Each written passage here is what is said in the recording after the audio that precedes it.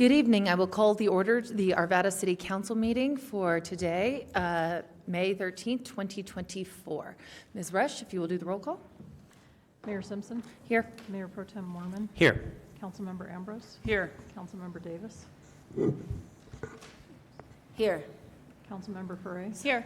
Councilmember Pfeiffer. Here. Councilmember Marriott. Here. Thank you so much. We have workshops. We have 3 this evening. First is our waste hauling program fee discussion. I would like to invite up Sharon Israel, our Director of Utilities. Ms. Israel. Good evening, and thank you, Mayor and members of Council. I'm Sharon Israel, I'm the Director of Utilities, and glad to be here this evening to talk about our waste hauling program. You may recall that I was here last month at an April 8th workshop that gave a sort of 101 course on the waste hauling program, the history, how it's established, what kind of services we provide. And the purpose for tonight is we've come back to present a fee recommendation for the Solid Waste Enterprise Fund specifically, so that our revenues cover the costs to provide our level of service. I would like to take a moment and introduce, we've got quite a few members of our team here who contributed to the work you'll see this evening. They're also on my phone a friend list. So let me just say Christine Gray is our Utilities Business Manager. Chris Campman is here. He's our Utilities Services Manager. Debbie here? Hi, Debbie. Debbie Baumgartner's here. She's our Utility Services Supervisor and handles a lot of the frontline customer service work with her and her team. From our finance team, we've got Brian Archer and Rocky Knapp. City Attorney's Office, Rachel Morris and Jessica Morales both were incredible help. And last but not least, from Republic Services, we have our special guest, Mark Petrovich. Hi, Mark. Thanks for being here. So again, the goal for tonight is to present options for fees that would go to support the program. But I do understand Council may have questions about the program design, possible changes to the program, legal questions, contract questions. So we've got some of those that you'd previously asked in the workshop presentation tonight, but we again also have a lot of subject matter experts here who can help provide information to you as we go along.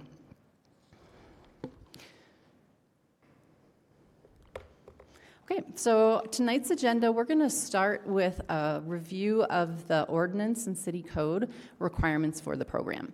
I thought it was important to talk about that to start this evening because it gives us the guardrails framework for why the program exists and where fees fit into that.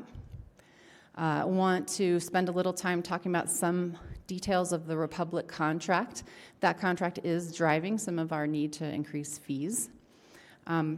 We talked about the enterprise fund last month and what that means, that an enterprise fund runs as a business, so we collect revenue to cover our expenses, and we'll show quite a few numbers there on the types of fees we charge and where that money goes in our expenses. And then we've got a couple options for the City Council to consider this evening. We've got some comparisons with neighboring programs and private haulers just to give some cost comparisons. And then there's a few other related projects we want to update the council on. We'll talk about next steps. What I'd like to ask everyone to have in mind is that July 1st is an important date in our contract, and I'll talk about that in a couple slides. That date is when the Republic Services costs go up to the city. So they've already given us notice that they're raising rates effective July 1st. So in order for us to implement that in a timely way, our plan is to bring to the council a resolution next month, and that we're shooting for June 3rd, and then have time to implement the new fees by July 1st. So let's get into it. There is a lot of information in the city code about our waste hauling requirements and program. I have a few excerpts here from the code on this slide. And I thought it was important to share that when we established the program a few years ago, there's a few main points that came out. One is that this code establishes that the city will have a waste collection service provider, and that provider shall furnish residential waste collection services as provided in the code. So as we know, that provider right now is Republic Services. They were selected in accordance with this code through a competitive RFP process. The next paragraph here I'll mention, this 90-35 on waste services fees. And so this spells out that the City Council will use a resolution to establish fees to be imposed on city residents. And it also states that the fees are to be imposed on all city residents receiving city utility services. And so as we talk about the different types of fees, you'll hear me talk about a program fee and how some of those fees are described in the code.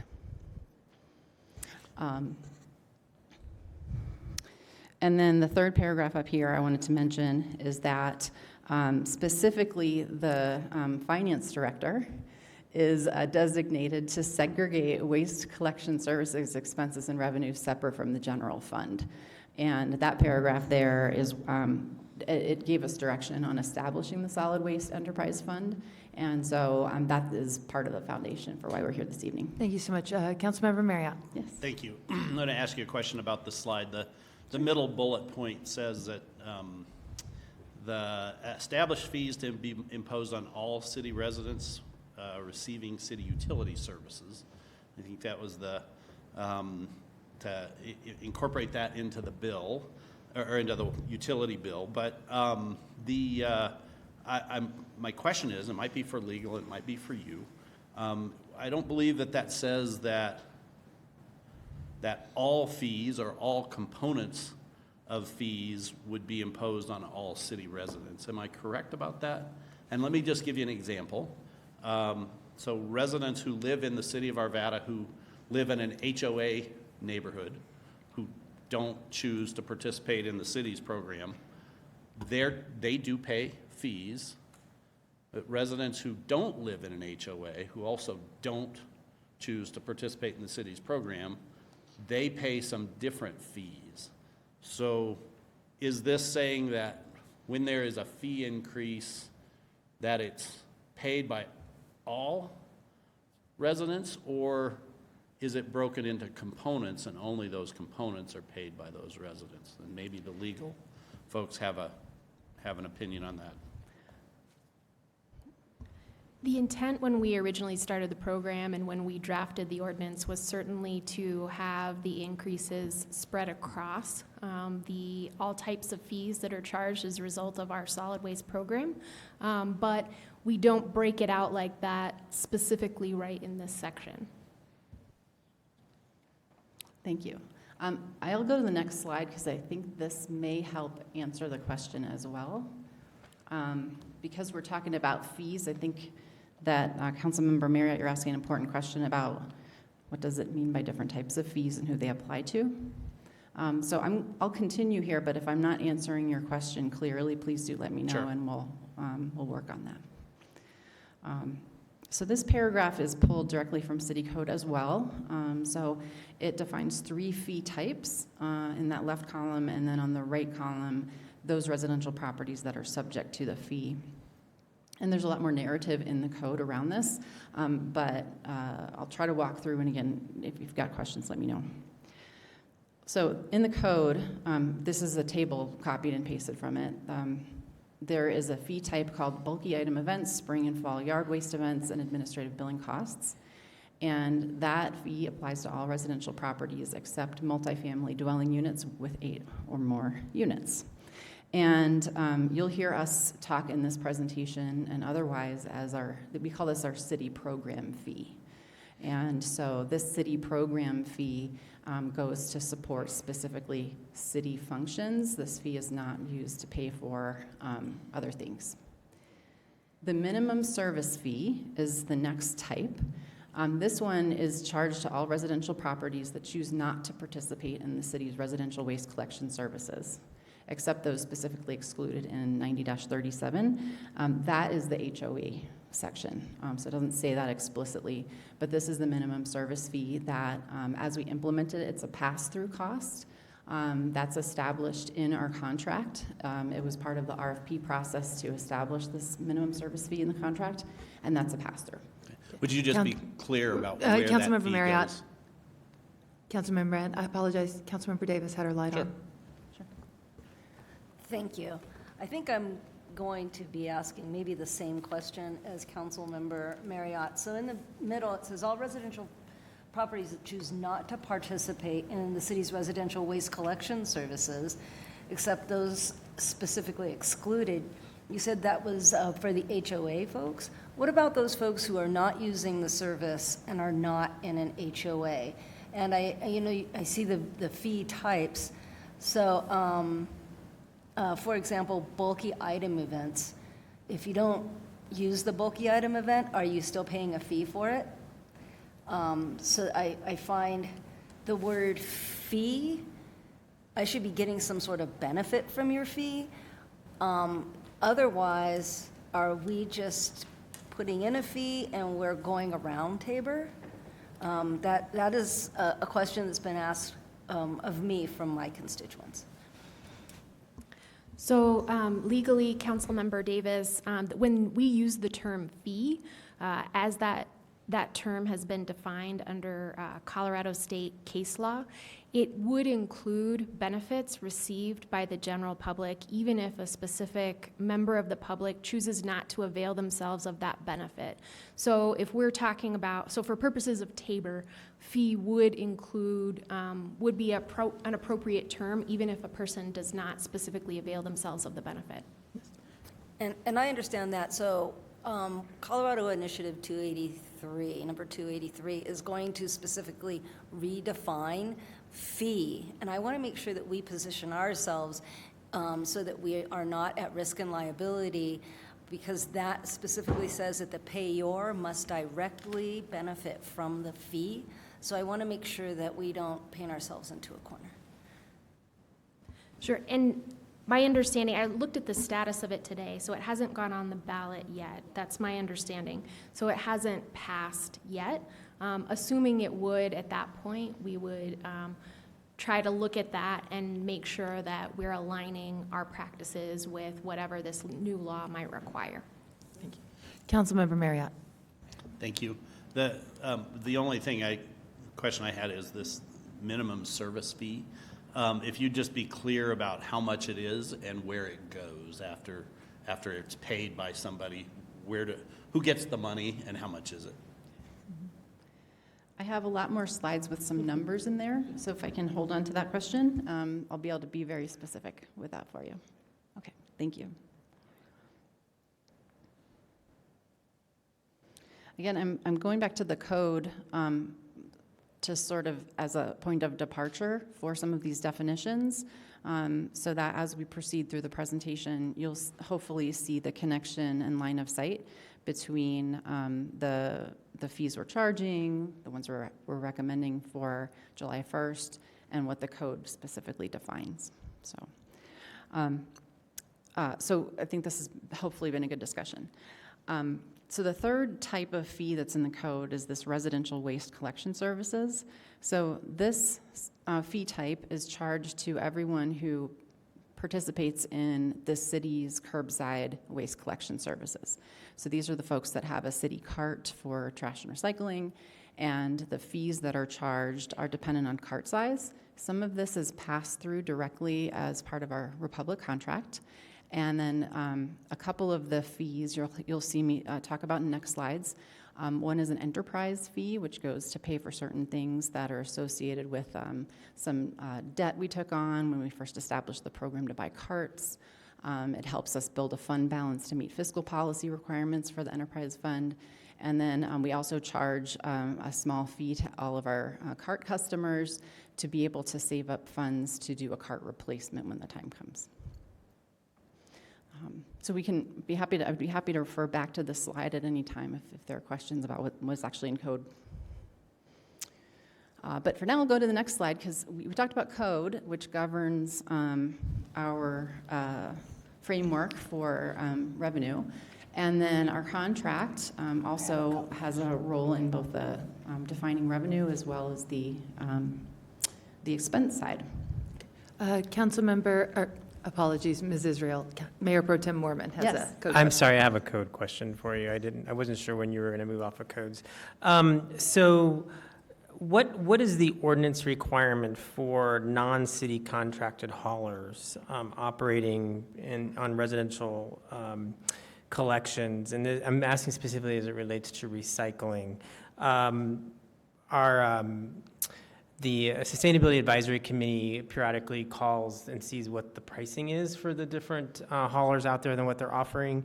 And one of the haulers said that they have a trash-only service that they're offering in Arvada. And so I wanted to get some clarity around if that is allowed or not. Because my understanding was that they needed to bundle in recycling with trash in any service that they offer. Thank you. This matter has recently come to our attention. Ms. Morris, do you want to speak to this one? We were just talking about it today, so thank you. Sure. Mayor Pro Tem Mormon, we specifically did intend in drafting this portion of the code to require that trash haulers who, other than Republic, the ones who receive licenses from the city, they're required to provide both trash service and recycling service to all city residents. So we've definitely gone back and looked at some of our documentation as well, and our communications around the time that this was passed do line up with that as well.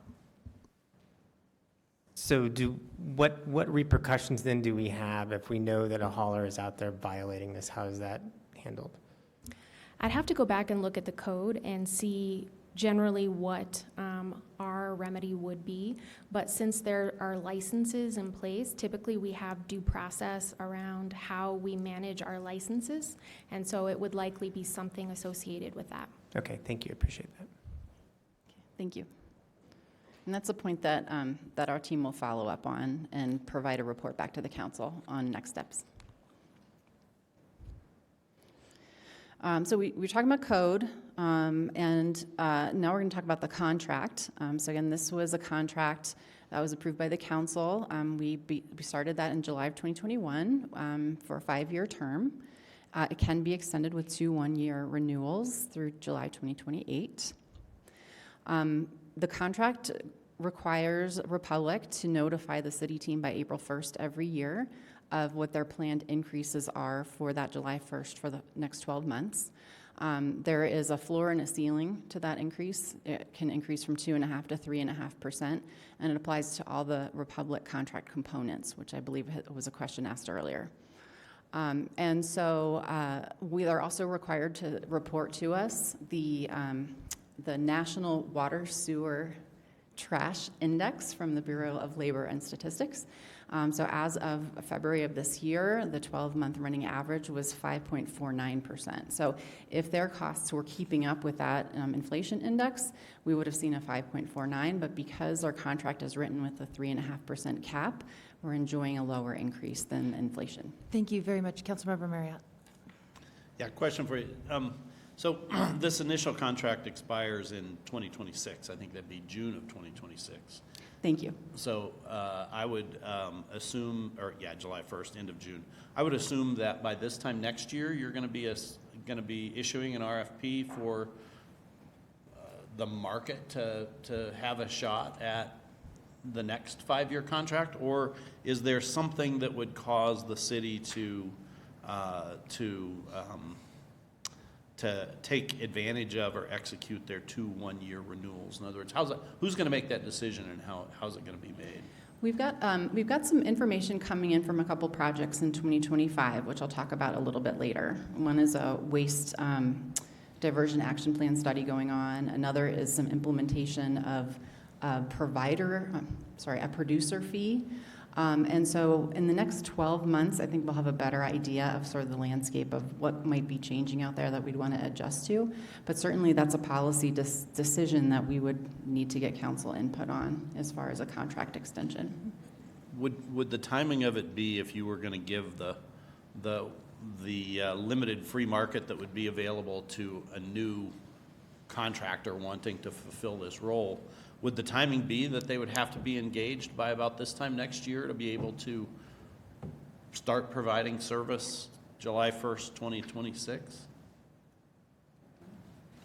I'll be honest, that's not something that we were planning to speak to tonight, but happy to circle back and look at that time frame a little bit more closely. Okay. My fear just is that a year from now, nothing will have been done, and it'll be, well, we just go forward because we didn't get there yet. And, you know, one of the big negatives of this is it takes the free market out of the citizens, the residents' advantage. They have no free market left other than once every 5 years if a 5-year contract is selected. So losing their one opportunity for the free market to work is probably not beneficial to them. So I would encourage us to be thinking about that in far enough in advance to be able to actually allow something like that to work. That is, that I made a note to look at lead times, and we'll circle back with the Okay. council on what we're thinking for that. Sure. Thank you. Thank you. Quick question, Ms. Israel. So obviously, I see the February 2024, the 12-month running average at 5.5% roughly. And so do we have the aggregate for what it's been since the implementation of the program with the 19 prices that we locked in this presentation? We do have it, but I'm not sure we have it at our fingertips. That's Dominic, right? okay. We prepped a slide, I don't know that it's in this, it's in the hidden state. We're around well over 10, 12% in total, right? Mhm. Percentages are not linear, Exactly. right? But with only 2-3.5% increases, you're looking at like 5% difference over the first 2 years of the contract not increasing, and then the last 2 years getting the increases. So 10 to 12% in total. That's fabulous. If we could have those numbers in a year from now when we have this so that we can do a apples to apples, I'd appreciate it. Absolutely. Thank Happy you to very do that. much. And just next time, if we could come to the mic, it might be easier for the people listening to help. Thanks. Okay, I can try to repeat, I think, what Campman said, which is that in aggregate, it was a 10 to 12% approximate total increase. We've only had this is a second of 2 increases now at 3.5% each. So we're about 5% lower than, 4 to 5% lower than we would have been if we had just gone with an inflation indexed increase. Okay, another aspect of the contract is that Republic will pass through any state or federal fees that they're imposed. So this year, there was a small amount of fees that were passed through for the first time. And that's included in the overall increase associated with the contract. And again, all Republic contract increases are effective July 1st each year. Councilmember Marriott. Sharon, I guess I didn't see that previously in the material, what you just said. So there's a 3.5% increase and there's a pass-through fee increase. How much is the pass-through That's fee right. increase? Because I don't think that's in here anywhere. 9 cents a customer? Okay. I phoned a friend. It's 9 cents a customer. Per month?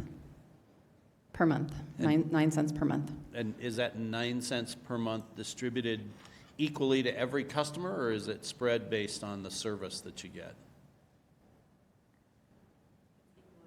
It's spread equally. Okay. Thank you, my phone of friends. Okay, so we've covered the contract. I wanted to make sure we understood the difference between the enterprise fund and the general fund, so at the risk of repeating some of what you maybe heard me talk about in other presentations. Enterprise funds, like the solid waste fund, are established to run like a business. So our responsibility is to set revenues that cover our program expenses. And so that is what we're bringing to the council tonight as a recommendation. An enterprise is established so that the fees we collect are not subject to TABOR. They're not a tax, but they're an actual fee for service. If we subsidize an enterprise fund, especially with general fund dollars, we run a risk of losing that status under TABOR, and Brian Archer assures me we don't want to do that. And then this also empowers the city council to set what those rates and fees are, which again is what we're talking about this evening. So here's a summary, which I was hoping helps frame the fees we talked about in the code and the fees we talked about in the contract and how they together provide the source of revenue for the Solid Waste Enterprise Fund. So thinking about that slide on the ordinance, you'll remember that I called something a program fee. So that's, again, established in code. It supports bulky item events, spring and fall yard waste events, administrative billing costs. Those fees come to the city to cover our costs in our budget. We also collect fees to support residential waste collection services, which is that cart replacement, and then also the enterprise fee. So those are the sources of revenue that the city receives to directly support the staff, the equipment, the technology, all of our indirect costs so that we can support the program. Councilmember Marriott? I do have a question for you here. So your program fee supports bulky item events, spring and fall yard waste events. So I'm not aware of any spring yard waste event except for the one after the windstorm with the broken branches. Is that charged to the trash program, or was that outside of the trash program? And if it is part of the trash program, is that something that will happen every year regardless of whether we have a weather event or not? I think there are a couple questions in there I'll try to answer. One is that the windstorm broken branches were not funded from the waste, solid waste fund. So that came from other sources of funding for the city. The spring and fall yard waste events were, when they were written in the code, they were contemplated as like two singular events, and we combined them into one multi-week event. And so the language here, you're right, it does read like this directly in the code, but what we did is consolidate it instead of having two seasonally. Right, got it. So we don't actually have a spring yard waste event. Thank you, yes. Okay. But we have a longer event later in the year. So that's the revenue that goes to pay for the things that the city incurs costs for. And then in the contract, this is revenue we receive, but it passes through to Republic Services. And so this is the curbside recycling and trash cart service charges based on size of carts. And it's also that minimum service fee we talked about, which is, again, a pass-through. So these all count collectively toward our total revenue. But again, there's a portion that's city fees that covers our costs, and we haven't adjusted those city fees since the inception of the program. And so we're going to talk a little bit about the contract fees, because those are required under the existing contract to go up July 1st. But what we want to talk to council about is specifically city fees as well for the first time. We've got a really good accounting now of what our actual costs are compared to what we forecast them to be in 2021. And so as we go forward in the next couple slides, I'll give you some more details on that.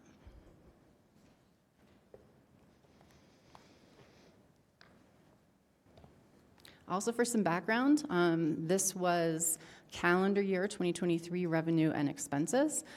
So our total revenues, again, from that collective set of fees I showed you on the last slide, plus some interest on the balance of our fund, were $4.48 million. A portion of that was added directly to the fund balance. Our current fund doesn't meet the fiscal policy for reserves, so there's a purposeful reason to take that $270,000 and apply it to the fund balance so we can get closer to that reserve requirement. And then you can see on the right side the different types of expenses that we incurred on the fund, about $4.2 million.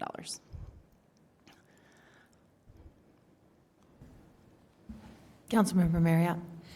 So I wanted to have you just give us a little more detail on a couple of these, and I talked to you earlier today and asked you to be prepared for these. So let's start down that list on the right-hand column. I think all of those are self-explanatory until you get to the principal and interest payments, and then the transfer to general fund, transfer to internal service fund, and transfer to water fund. So if you wouldn't mind just giving us a little bit more information on those four line items, what the source of the money is, where the money comes from, and then where the money goes and why, and how you figure out that's the amount and where it should go. Okay, thank you. Happy to take some time to explain that, and I'll take a stab at it, and if we need more detail, I will phone my friend Brian Archer, Finance Director. So I'll start with the principal and interest payments. When the fund was originally established, we seeded it with money from the water fund. The primary reason for that was to be able to purchase carts. We did get some grant funds, but we also needed to put some money up front for startup costs before we started receiving revenue. So those principal and interest payments will eventually go away, but for now, that $490,000 is going into the water fund, and it's from those enterprise fees, and then to some extent the program fees. So those are those fees. If I go back a couple slides, here you can see there's a cart replacement and an enterprise fee. So as we collect those fees to support the services, and it helps pay for principal and interest. And can you, sorry, I just Sure. don't want to interrupt you, but just give us an idea of where we stand on that loan, and you said it'll go away eventually. When is eventually? Sure. So the loan pays off in 2025. It was a loan between the water fund and this fund, and it was a 2% loan. So it was at the time, that was the going rate. Interest rates have risen Sure. a bunch. But that pays off in 2025. Yeah. Well, we're paying it to ourselves, so we save money on one side and make money on the other, so it kind of doesn't matter. The question I had, so the original amount was $2 million, $2.5 million, something like that? It was $2 million. $2 million, okay. Thank you. Councilmember Ambrose. Yeah, the enterprise fund does not meet fiscal policy for reserves. Is it intended that eventually we'll keep saving and it will meet the reserve policy? And do we know when that would happen, or does it depend on what contract we secure? So the contract won't affect that piece of it in any way because the contract's a pass-through. We're scheduled to meet the required reserve in 2027.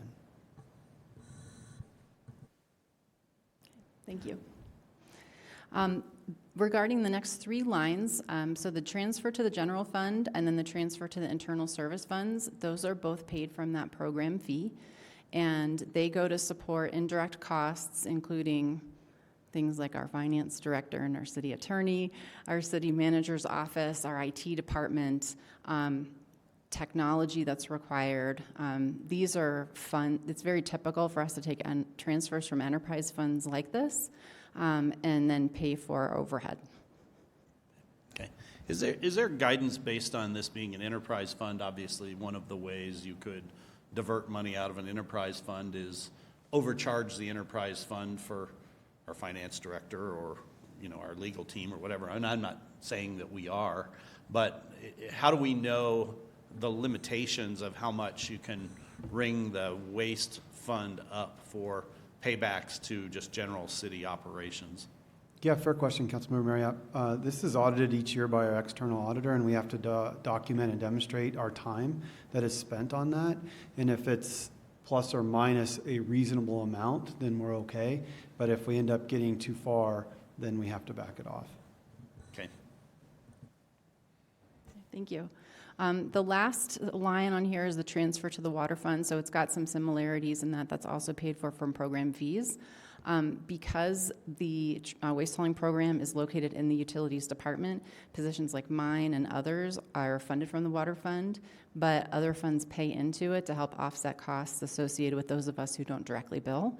It also can provide funds for like our billing system. So we have one centralized bill that we send our customers that includes our water, sewer, storm, and waste hauling fees.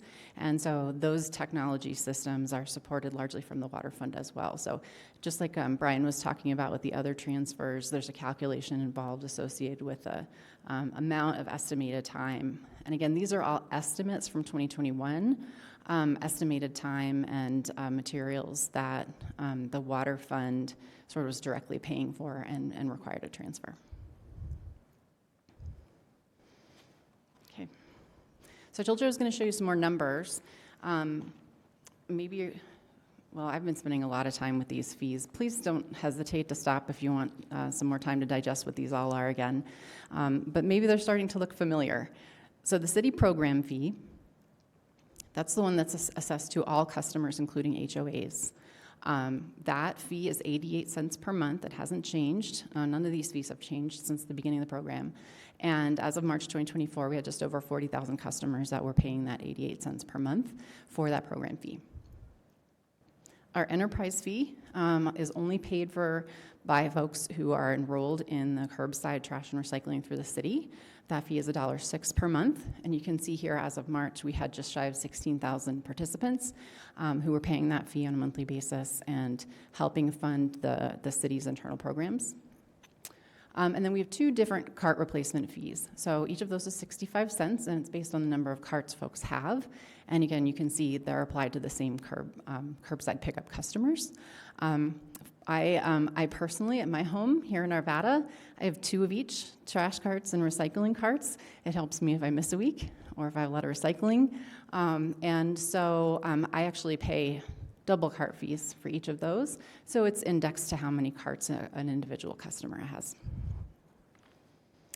So again, those are the city fees that we receive through that source of revenue to pay for our costs. And then this next slide shows the pass-through.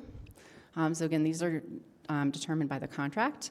And you can see here that the fees that we pass through are based on actual size of the cart. We had, again, just shy of 16,000 participants in that program in March, and an additional 8,743 households were paying that minimum service fee, which, again, is part of the contract fee schedule.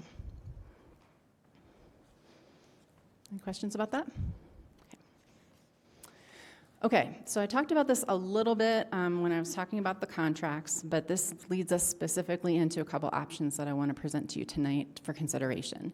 Again, the Republic contract allows a 3.5% maximum increase on fees, and Republic did provide us timely notice of that. 3.5% is the maximum increase allowed. Like I said earlier, it's less than the industry index, and that 3.5% applies to all the fees in the schedule in the contract. One of the questions we received was whether the minimum service fee in the contract could be excluded, and the answer is it cannot.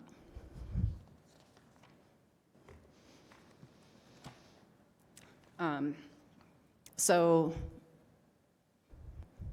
contract code that supports the city's program. Like I said, the current fees have not been changed. They're based on estimated expenses, and so what we're proposing to you tonight, we've got 2 different options, would be fees based on actual expenses. So as we've gone back and looked and seen what does it cost to actually fund this program from a personnel, supply, overtime standpoint, what will it cost? What kind of revenue do we need to raise? So the first option we'll present to you is to fully fund it. This is our recommended option. What this does is it fully funds the enterprise fund so that all of our expenses at our current level of service are funded. That means that we'll be able to continue 3 bulky item pickups, which we added 1 because there was such a great demand for it. We had contractually obligated 2, we added a 3rd. It'll continue to fund, it'll fully fund, I should say, all of the extra overtime and expenses associated with the bulky item events. We didn't have our own staff time baked into the original fee estimates. So number 1, fully funds our program. The second option would be a reduced level of service. So we'd cut back to 2 bulky item events, and we'd have no mattress recycling. We would continue to do some level of subsidy from other city funds, things like our Parks Fund or Streets Fund, some of our other enterprise funds and our general fund like staff or overtime. And so we would continue to do that, which again is not recommended, but it is an option to consider. So here's a table with a little bit more on the breakdown of some things that go up and down in each of those options. So I want to start by saying that we went back and looked at the actual cart replacement forecast and realized that our fees could be lowered a little bit. So for both options, we looked and we said, our cart replacement fees can actually come down a little, and we'll still be on track to be able to raise the revenue we need for when those carts need to be replaced. To fully fund the program, we are recommending a small increase to be able to fully fund our actual operating costs under option 1. But again, under option 2, we could lower that fee with a reduced level of service. And then that enterprise fee, you'll remember, we pay for principal and interest for debt. we're not recommending any changes to that fee. So, the moment you've all been waiting for, how much are we talking about? So this table is a summary of the 2 different options for each of 5 different categories of customers. So in the first column, you'll see that there's 3 different sizes of carts we offer. We'll continue to do that under the contract. There is the HOA minimum service charge and fee, and then there's a non-HOA minimum service fee. So those are the 5 categories. The current costs per month are in that middle column, so you can see that our cart service ranges from $11.79 a month to a little over $20 a month. And for our HOA minimum service, it's 88 cents a month. For non-HOA minimum service is $5.28, which again includes both city and contract pass-through. In order to fully fund the program, which is recommended, it keeps our level of service with 3 bulky item events, enables us to sort of shift some of the costs that other funds in the city had been paying onto the solid waste fund in accordance with good enterprise fund management principles. We're looking at the numbers in that column. So you can see that on a monthly basis, our customers would experience anywhere between 62 cents and $1.21 increase monthly. The other option, too, again, would keep those costs a little bit lower. And in fact, for HOA minimum service, it would go down 7 cents a month. And then the maximum increase there would be 52 cents a month. Councilmember Marriott. Yeah, so question about this chart. The HOA minimum service of 88 cents, does any of that go to Republic Services? This is city fees only, so City no, it does fees not. Okay. And then the non-HOA minimum service, if I'm correct, 88 cents of that is the city fee and 440 is the, or no, 455 is the, excuse me, the current 520, out of the 528, 440 of it goes to Republic and 88 goes to the city fee? That's right. Okay. And so then the projected fees with option number 1 go up a little bit. But you also said that Republic was passing through a 9 cent per customer per month fee to everybody. But it doesn't appear that the HOA minimum service or the non-HOA minimum service has that 9 cents. Do the 3 on top have it, or is that something that's not really reflected in this slide and will show up later? Give me a moment, they're looking at a spreadsheet. Okay, thank you.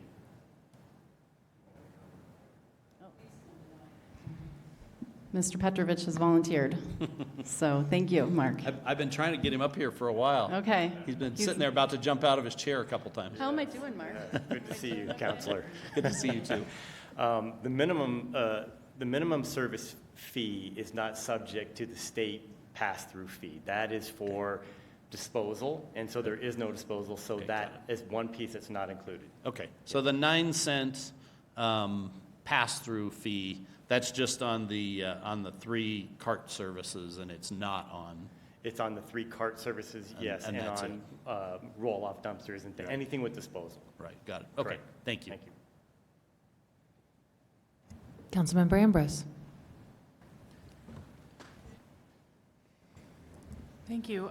So for the reduced option, reduced programs, are the reduction of services, are they the things that are like the least used? Like nobody in Arvada really likes recycling their mattresses or whatever, so these are the reduction that you're saying is like nobody's really using them anyway, or is there another reason why you would recommend reducing services for that one? And then I have one other question after this. Sure.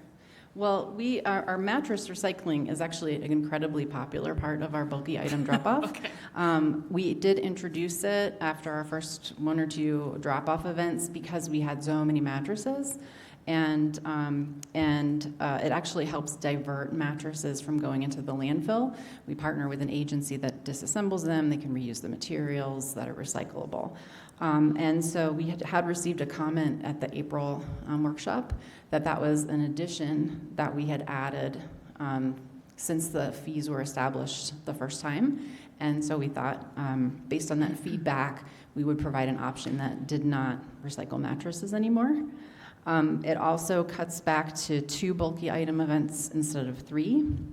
And it does not allow us to cover some of those direct and indirect costs that we didn't anticipate in the first round. So it's not, I think we would consider, the way it's modeled is we would continue to offer 2 bulky item events, no mattress recycling, and then no other shifts of costs from other funds.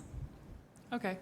And so the reason why you would reduce services in this way is not because of use, but just because this is what it would cost? That's right. We wanted to provide a lower cost option that kind of got us a little closer to being able to fully fund a program, because this is just our first time we've approached council on any fee adjustment.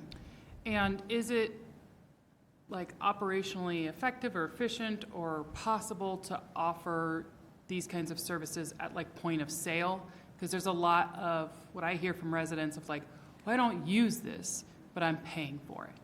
So is there a way of like, okay, we cut back a mattress recycling, but now if you want to recycle your mattress, it's $5 upon point of drop off. Or if you want to, you got a windstorm with a bunch of branches, there's a windstorm, thing, but you have to pay $1 a pound of branches or whatever it is. Like, is that just like too operationally difficult to do and that's why we don't do it? Or is there another reason why, like at the point of drop off, so we can really pay attention to this frequent concern from residents of paying for things I actually use? Although, I mean, I know at some city level it doesn't make sense. Like, I pay for roads out in Candelas. I will probably never drive. Sorry, Bob.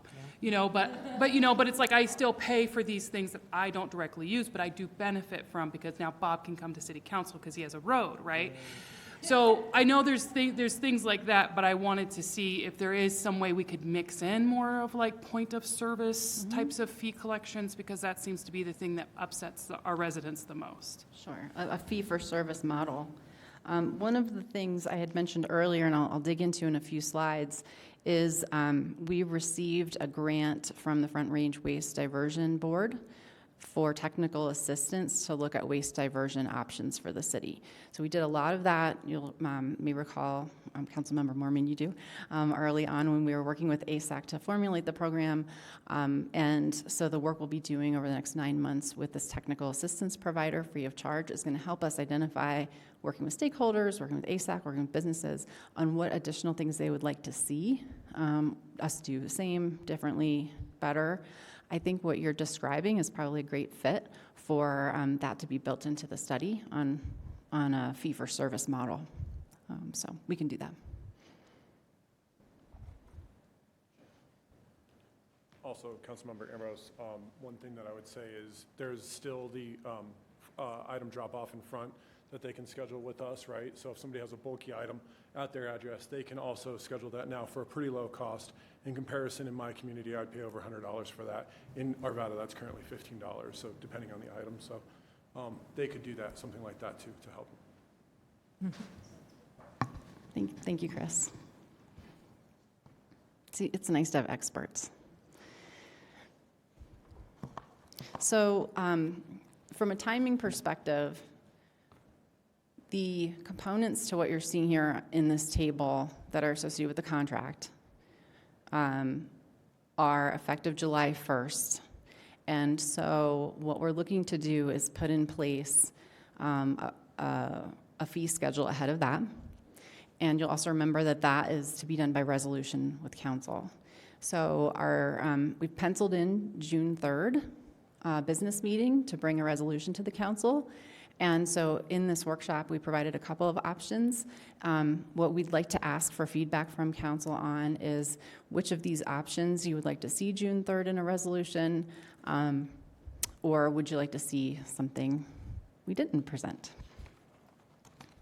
So think about that, as I've got a few more slides to show you with some more numbers. One is where our fees compare to some others that we looked at. So I want to put the numbers you're seeing on this slide in context. because they're not all apples to apples, but you'll see there's a combination of some in-house programs, some contract programs. When I say they're not all apples to apples, they're all for trash service with 95 gallons, but some of them have additional services, and some of them do not. So one comment is that in-house programs, you'll see they tend to be more on the lower cost end. They typically do require 100% participation in the community. The community also is required to invest in capital, vehicles, staffing, operations, liability, so all those things. But those cities that you see with an in-house program have lower fees in part because everybody is participating. You'll see there where Arvada is, which is sort of in the middle of some of these neighboring agencies right now. You'll also see that there's a couple of other cities, Golden and Lafayette, who also contract with Republic. They're more expensive per month than where we are, but they also have additional services. So they're including things like compost, seasonal curbside pickup of yard waste, some other things. But this, I hope, gives you an idea of if you're going to move to one of these cities and look to the city for your waste and recycling services, this is the ballpark of what you'd see around the community. Councilmember Ambrose. If, I don't know if you know this information, but the other cities that don't have a city contract at all, Aurora, Boulder, Brighton, Broomfield, do you know how much they on average pay for a 95-gallon? Or could you generally say they pay more generally than, okay, so if you're a city and you have a city contract, you are paying less than if you were able to choose your own trash provider.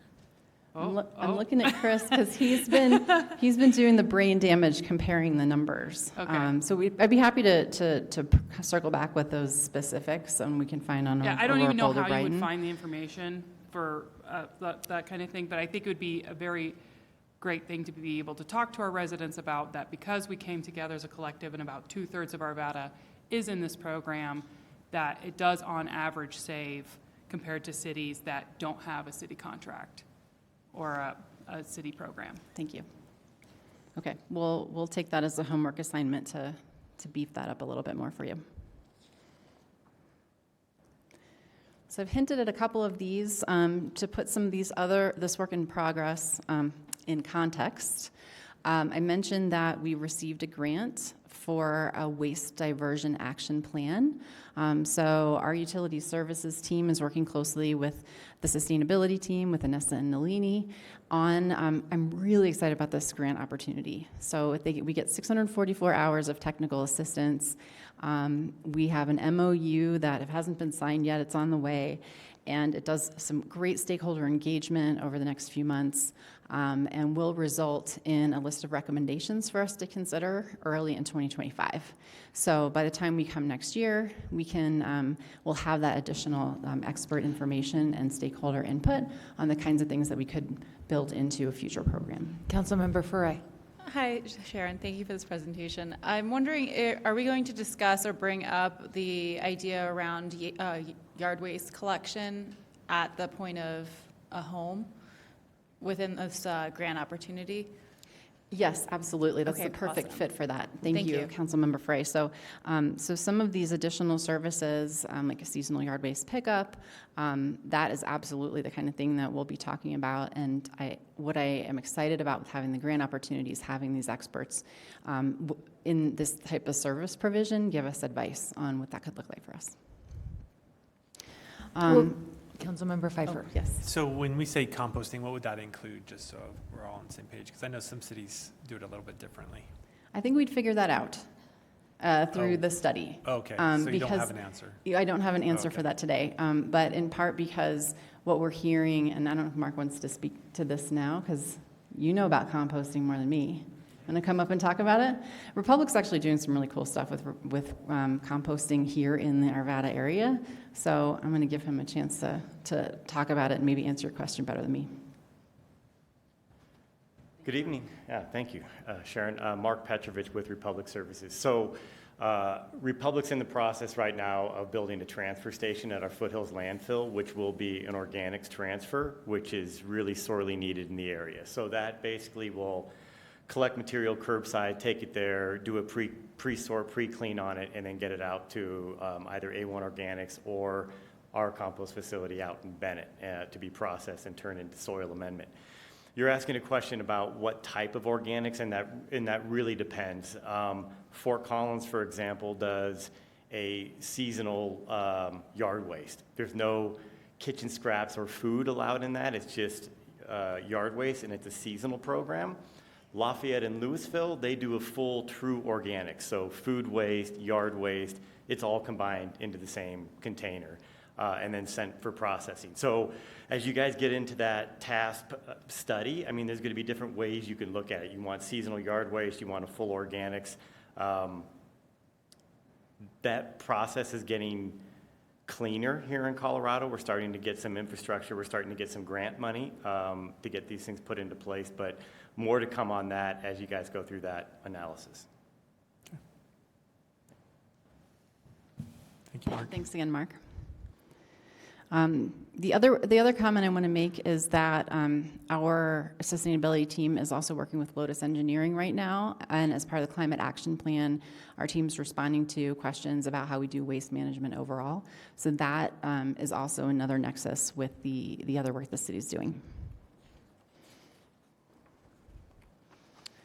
A project that we're sharing with the council for the first time in this setting that we're connecting with is a new slash site over at the Rooney Road Recycling Center.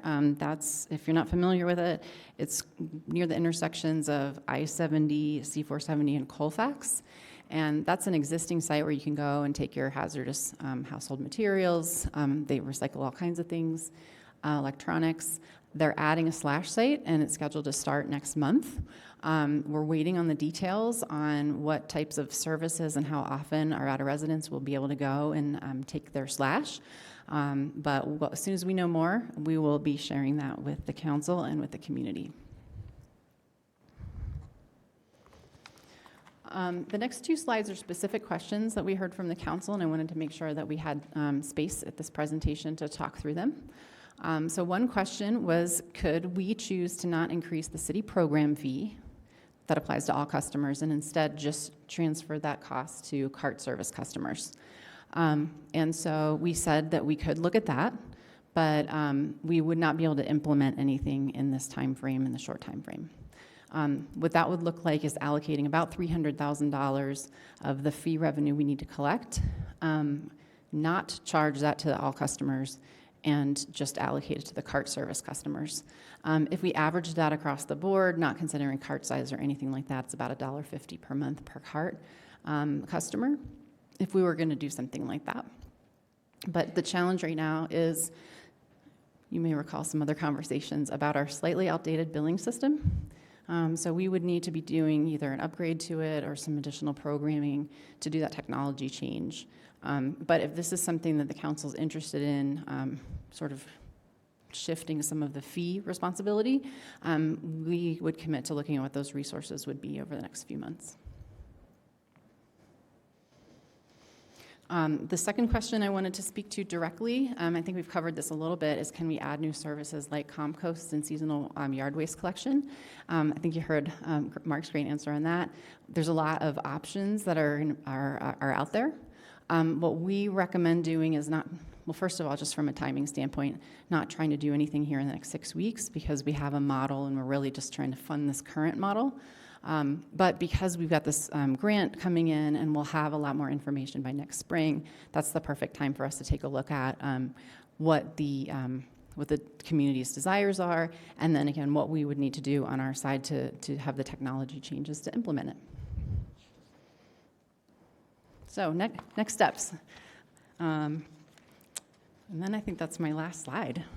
So June 3rd is a big day for us because this is when we've penciled in the resolution to adjust fees with an effective date of July 1st.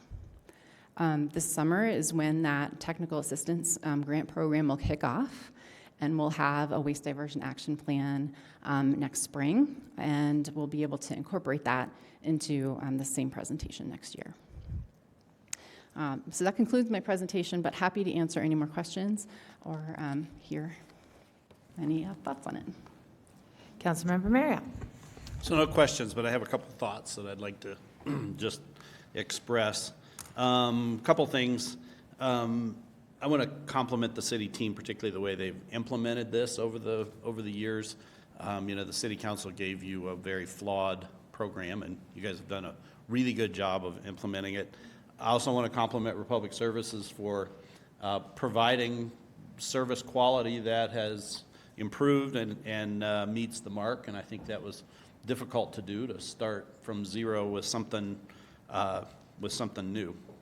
However, I would say that this plan continues to be very flawed in a couple of aspects.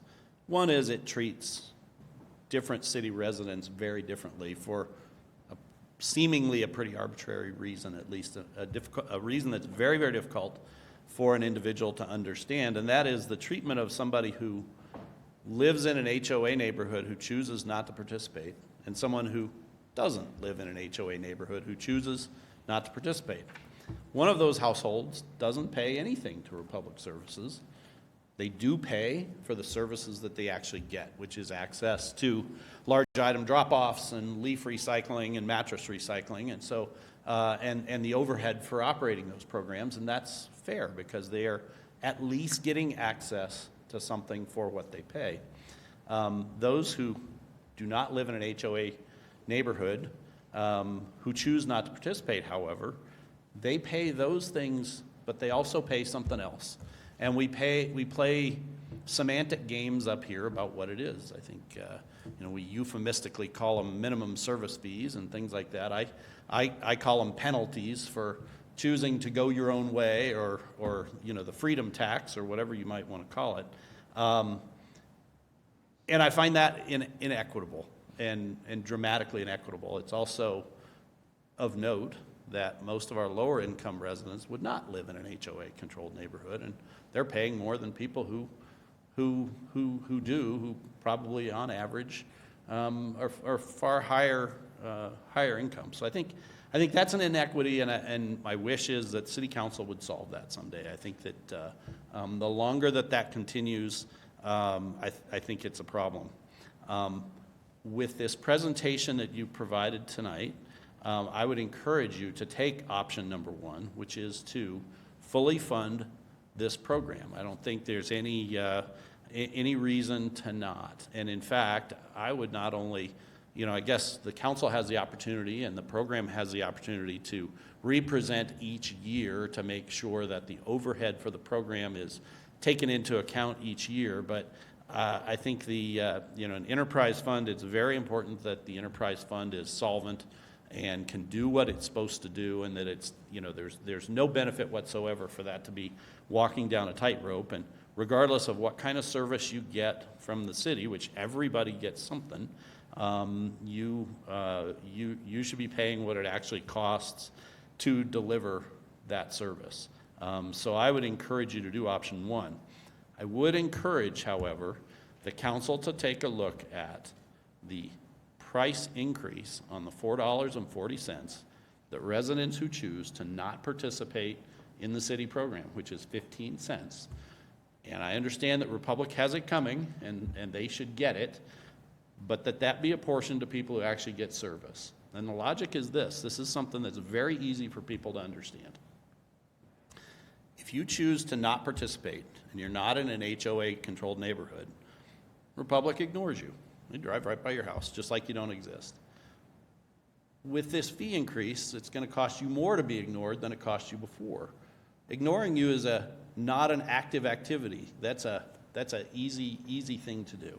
And Republic deserves their price increase. I think they've substantiated that the index for providing the services that they provide has gone up more than their allowed price increase. So they should get that price increase, but it just shouldn't be distributed partially to people who receive no service from Republic and receive no benefit from the already $440 that they're paying, much less the extra 15 cents a month that they're going to be forced to pay if this goes through. And I understand that we saw, the contract says, that the fees for the program are distributed across all residents. I could find it here. Established that the fees to be imposed on all city residents receiving city utility services. Well, they are. The 88 cents, the access to the large item drop-off that everybody should be paying, those fees are imposed on all. So I don't find that clause, that 90-35 in the contract, sufficient for saying, and an increase in call it a minimum service fee or a penalty that you pay for wanting your own choice. I don't see that particular clause is sufficient to justify that has to be that way. I think that's a policy decision the council can make, and I would encourage this council to make that policy decision and take into account the broad effect of that, who actually pays it, and who this impacts the most. I'll note that, somewhere between 1/3 and 1/2 of city households participate in this trash program in one form or another. It's not even half, somewhere between 1/3 and 1/2. And, that everyone who can choose to not participate seems to, let me rephrase that. Many HOAs choose to not participate in the city program. And the reason why is because they can get as good or better deal on their own, and more importantly, they preserve their options. Having the ability to maneuver and the ability to be not contractually constrained is an important and useful feature, and most people or companies that are financially savvy try to preserve their ability to access the market or to be able to maneuver. And so it's a shame when individuals who aren't represented by HOAs get treated differently, and I think we should stop doing that. I think it's a bad feature of this program, and at some point should be fixed within this program, and I would encourage us to take a little step this time by not imposing the Republic price increase on people who Republic just drives by their house. There's no logic to me to do that, and those who actually receive the service should pay that fee. So that's my comments. Councilmember Davis, you're next. I just want to make one point of clarification to Councilmember Marriott's verbiage. People in HOAs do not get a choice one way or the other. Their HOA, for viewers at home, HOA members do not have a choice to participate or not. It is determined by their HOA and pre-existing contracts. So I wanted that point of clarification there specifically because I don't want people to mistakenly believe that there's a preference for HOAs or not. It's because they have pre-existing contracts that predated this program. And now, Councilmember Davis. Hang on, Madam Mayor, I'd like to just respond to that. Sure. Individuals within HOAs do not have a choice, but their HOAs have a choice. And pre-existing contracts were one of the things that's covered, but they get to also recontract anytime they want, and they don't have to be in the program. So their HOA does have a choice. They had a choice, they have a choice, and they will have a choice in the future. Correct. I was just pointing out that the individual homeowners do not have that choice. I wanted that to be clear. Yes. Councilmember Davis. Thank you, Mayor, and thank you, Ms. Israel, again for this, and staff. This is a great opportunity to dive into the program. So I just have a couple of things. Number one, my understanding was for this program was to reduce the number of trucks going up and down residential roads. And I can tell you that there is a Republic truck that comes every Friday and goes up and down my road 5 times. This is in the 6500 block of Kipling. And that's kind of counterintuitive to what I was told. Other waste haulers just take one pass down the street because the driver and the helper both get out and service both sides of the streets as they drive down the street. So I would like us to take a look at some of that. I'm sure that most of those trucks have some form of GPS on them to track that. Then just to reiterate what Councilmember Marriott said, the folks that hunt me down talk about a fee not to participate. So that's still sticking in people's craw. And then I was just hoping that next year, when this comes up again, you say here at April 2025, there'll be a waste diversion action plan, and that we can take a look at that and look at the options that we have while engaging with Republic or any other hauler. Just give us a little time so that we can digest it and make a really good decision and make a recommendation to you to for what's best for the community. But thank you again for tonight. Councilmember Foray. Thank you. I know that your team puts a lot of hard work into this presentation and this work, so I just want to thank you and the team for all the effort that you put into this. I know it's a lot of behind-the-scenes work. One question I had around HOAs and their contracts being up, are we doing any proactive outreach or recruitment to see if they're interested in joining this program in an effort to reduce the amount of trucks from other vendors? I'm going to speak to that. We'll get back to you on that. I know that's something that we have talked about, and I know that we do some tracking for which HOAs are sort of up for renewal, but I'll get a more specific answer on what that looks like back to you. Thank you. And the non-HOA members of the community, are we doing any, or do we have any funding towards outreach and engagement to see if they will join the program? It's been a while since we've done a marketing program, but that is certainly something that we could also look at. Is that something, if we don't have the funding for, that Republic can do that outreach? Mark? Yes, we actually have done outreach to postcards and mailers to homes that are not participating, and Republic covered the cost of those mailings. Awesome. Is there a plan to do that again, or is that kind of as you decide? Yes, we do. We do send it out periodically, a couple times a year. We'll reach out to folks, letting them know program costs, the benefits of the program, and then we add about between 40 and 60 homes a month we add to the program. Okay, thank you. Thank you. Mayor Pro Tem Mormon. Thank you, Mayor. Appreciate the presentation this evening.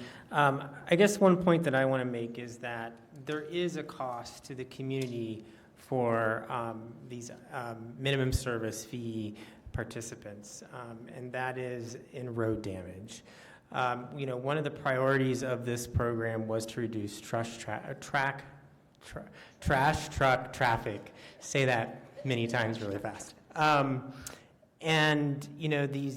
Each trash truck is equivalent to 1,000 to 1,400 vehicles per day in terms of road damage. I understand from reports that have analyzed this. And, I know when we've gone out with our streets team, they can actually show you damage in the roads caused specifically by trash trucks. And in Fort Collins did a study that estimated 20% of the road damage is caused by these trucks. So I think the point being that there is this cost, and I think to Councilmember Foray's point, that we need to be doing a lot of work to get more residents to participate in our program, because that's the only way we're going to reduce that trash truck traffic. And have more participants. And I've certainly seen, as I've drove around, there are streets in our communities that have almost 100% participation in our program. And, so those are examples where they're only getting one trash truck and one recycling truck. And then obviously there's other places where that is not the case. So I think really we need to be focusing on how do we incentivize more to participate in our program. And just to another point of data, because I did some research on looking at what the other opt-out fees are in the region, and we are by far the lowest. We are half of a lot of these, and even less than that. So we're currently at $528 City of Lafayette is at $1,650, Louisville $1,695, Fort Collins $1,110, and Golden $1,150. So again, there is, we did a lot of negotiating when we worked with Republic to get this first contract, and I know part of that was getting that fee down. But I just want to point out that we are very significantly lower in that fee compared to our neighbors that are in similar programs. Thank you. Councilmember, is that all? Okay, perfect. Councilmember Pfeiffer. So when you get to the composting discussion, we get there, I'm just going to tell you I'd like to see all organic is what I would be focused on. Just because even if some people are not wanting to put food in, at least they put their yard, and that it could probably resolve your costs associated to yard. I think you showed somewhere around $32,000 to do that event. Maybe you can save that money and stop our fees from going up if you just added on composting. The other thing is Denver recently encouraged those that didn't have access to composting, I believe free service, if I got that right, the other few weeks ago. So for those to add composting who are once paying for it, I think they got it fees waived. What sparks in my mind is that maybe we should consider, free trash for a month for those that convert over that are from individuals to actually the city program. And then I would ask to track that success to see if you've made an effort or the effort's been successful through the free month, free quarter, whatever we end up deciding to entice folks to move over. The other thing I will tell you I'm not happy with is that a system should never decide my policies and how I vote. And just because your system is not flexible shouldn't drive the way I want you to raise fees or not fees. I feel that's unfair to put that in front of council and say, well, our system doesn't allow us to diversify the fees, but we still need the fees now. So what do you think that does for us up here? It puts us in a bad position. So that being said, I'm not a fan of raising rates for those that have opted out. And I think I should have the decision and the ability to influence that the city needs to adapt its systems. If it's that bad of a problem, maybe we should giddy up and get that thing going. I'm partially I might even vote no, just to the fact of maybe you should try to make sure the systems don't put us in a bad position that forces council to be forced into a position that we shouldn't be in. So, might want to consider speeding that up sooner than later, because if it doesn't, I suspect this conversation will come back again, and it might be even more difficult in the future. But other than that, thank you for putting it all together. I'm a big fan of the program. I think the city should have organized trash. It's how it's been in every city I've been in. I still think we have some opportunities still to level up on it. Thank you very much, and have a good night. Thank you. I see no additional lights, but I'll provide my thoughts quickly. First off, thank you to Ms. Israel and to the entire utilities team for their hard work on this. We really appreciate it. We know it's been an ongoing learning process for everyone. And Mr. Petrovic, thank you so much for being here tonight as well to help answer our questions. And very exciting news about the transfer station. I look forward to more updates on that. Composting has been one we've heard about for quite some time. So I look forward to those updates. My thoughts is that option one is going to be what we need to look at. We cannot afford to underfund our own city services in order to be able to provide programming. So the responsible factor there is just to be able to make sure the city's fees are in alignment. In terms of the opt-out fee, I look forward to seeing, or the minimum service fee, I look forward to seeing what options come forward. Obviously, this program was designed before all but 2 members of council had arrived, so we didn't really get to have these conversations with the 5 of us. We just weren't here for that. So I look forward to being able to look at that, and we're all learning as we're going. My one thought that I do have is that it does cost more, frankly. Everything's gone up. Labor, the cost of the machinery, the cost of repairing the roads on our end, fuel costs. Nothing is the same as it was in 2019. And so it's a bit of a fallacy to say it's free to ignore you. Well, actually, no, it's not. It's not free. It costs that much more to ignore your house so that you have the right to choose, which is a fundamental right. So just my thoughts on those issues. I look forward to seeing the ordinance that gets brought to us in a few weeks' time. Thank you very much. Thank you very much, and I've made a lot of notes. We'll be following up on the items that you brought up tonight. Really appreciate this, and I want to just thank the team one more time. They're amazing. Thank you.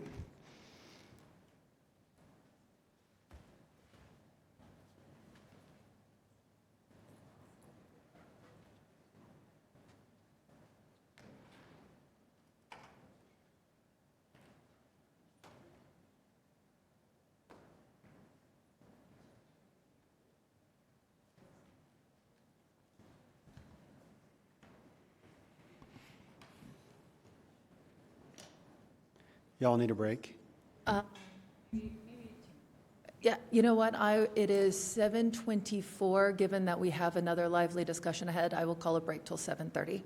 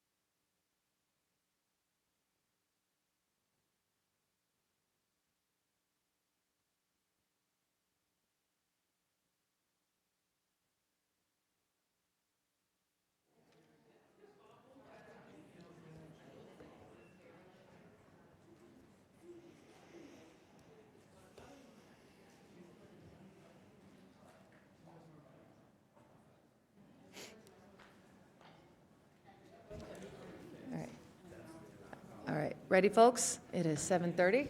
I will call us back to order. Mr. Brian Archer, Director of Finance, here for our Revenue Opportunities Workshop. Welcome. Thank you, Mayor. I appreciate the opportunity to talk to you a little bit tonight about revenue. This is a long-term process, so we're going to use tonight to do a few things. Number one, offer a little bit of education so that we can clarify some of the items that we get that are maybe a little bit unique for the city of Arvada. Number two, show you what kind of revenue other entities throughout the state of Colorado are charging. And then finally, give you some look into if you were to choose this or that, what kind of revenue you might be able to generate. And again, this is the start of a process that we would expect that would last for a while. Hopefully you all received the revenue manual. I know you've read it completely cover to cover, but really this is a reference tool for you so you can also understand a little bit more what we do here at the city. So I already talked about our agenda. This slide should look very familiar. It's right out of our budget book. So this is the total revenues for 2024. As you can see, we're approximately a $350 million operation.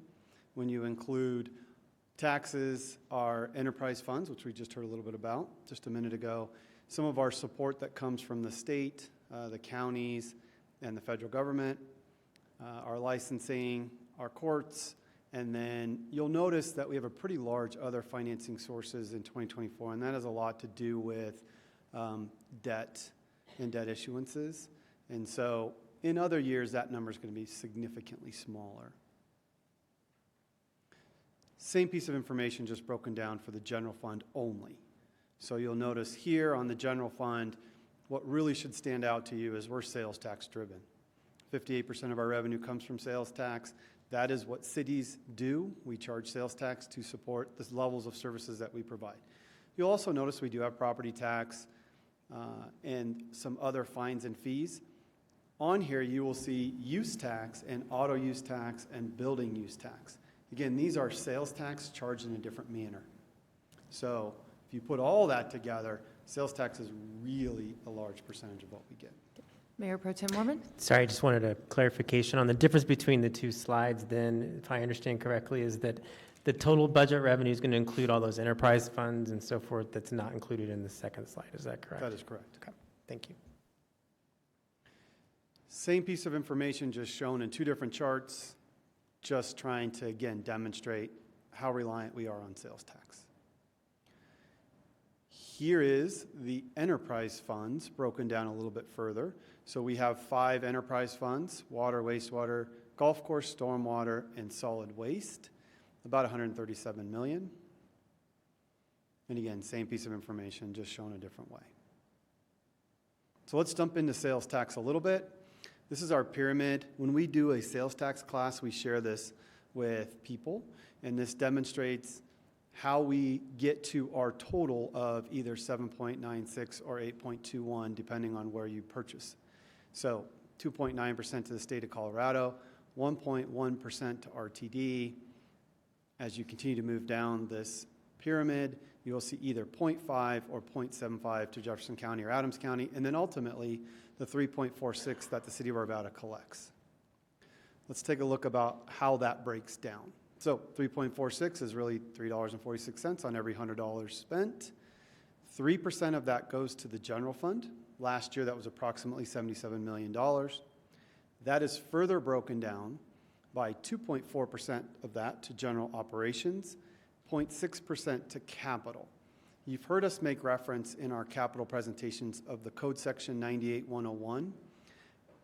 The little snippet down at the bottom is what tells you, this was passed back in the 60s by council, that requires 60% of the first cent of sales tax to be used for capital or debt related to capital.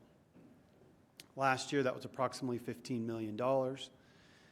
And then finally, 0.46 voted in by our constituents, that goes directly to police tax, about $12 million. One thing I want to point out, Arvada does tax food. Many other places do not. And that raises approximately $17 million per year, of about 19% of our overall budget. Here's a chart that shows our historic sales tax growth going all the way back to 2008.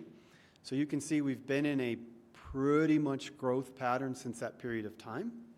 You will notice some very large numbers that start in 2020. That was all marketplace facilitator and the ability for us to tax internet sales. And so that came into the city.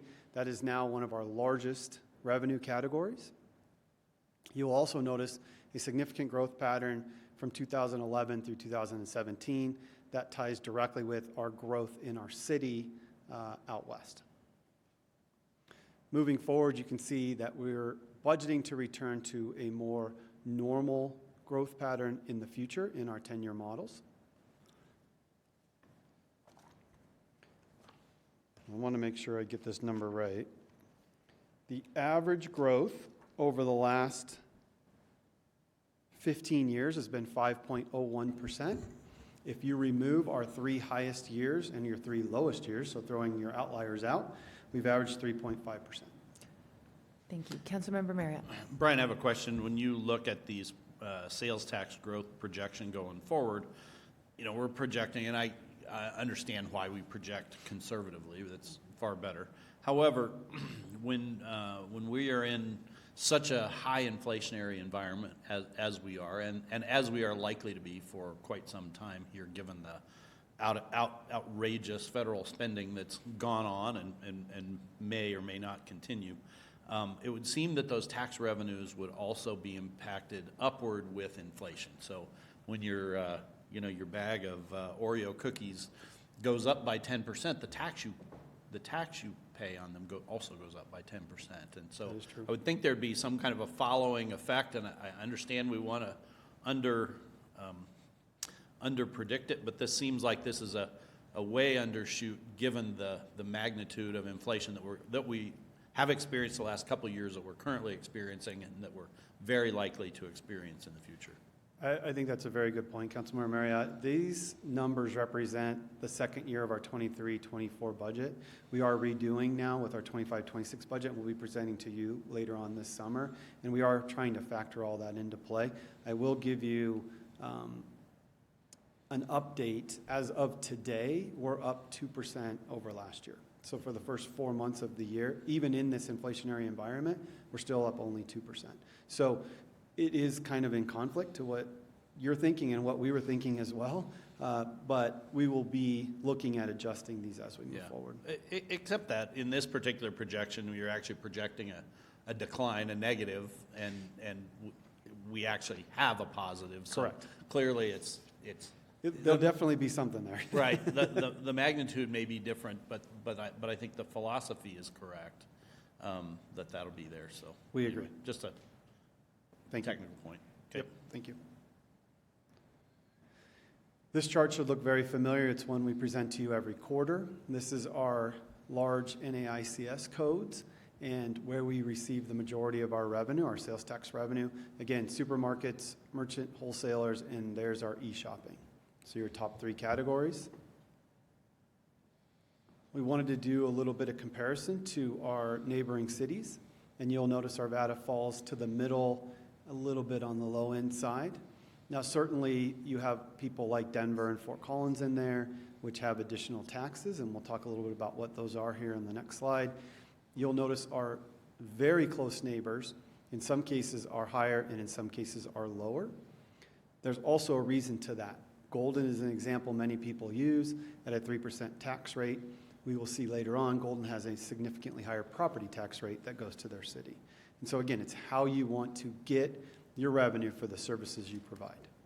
So the other one, Brian, I don't see on here is Wheat Ridge, which is also our immediate neighbor. Wheat Ridge it was on there. I don't know why they fell out, but. They also have a 3% sales tax rate? They're on this next one. It's actually 3.5%. Because they have a 0.5 towards the capital. Capital, Yeah. right. Yeah. So I apologize that they're not on this slide. I don't know why. I must not have updated this one. But Councilmember Mott, you're 100% correct on Wheat Ridge, a 3% general and then an additional 0.5 capital, which is going towards their capital projects, which sunsets after they pay it out. And they have very similar to we have as far as property tax increment. In fact, I believe their property tax increment is half of ours or something. Theirs is much It's very, lower. very small. That is right. Okay. So one of the other items to take this conversation a little bit further was for us to compare to other cities and what they use their tax for. So you will notice on this slide, Wheat Ridge we just spoke about. If you want to take a look at Fort Collins, they have a 4.35 overall tax, 2.85 to general, and then they have a bunch of other categories: capital, streets, post, which I learned stands for parks, open space, and trails. And then they also have what they call a replenish fund. And so many cities choose to tax themselves in various ways and put those dollars to various uses.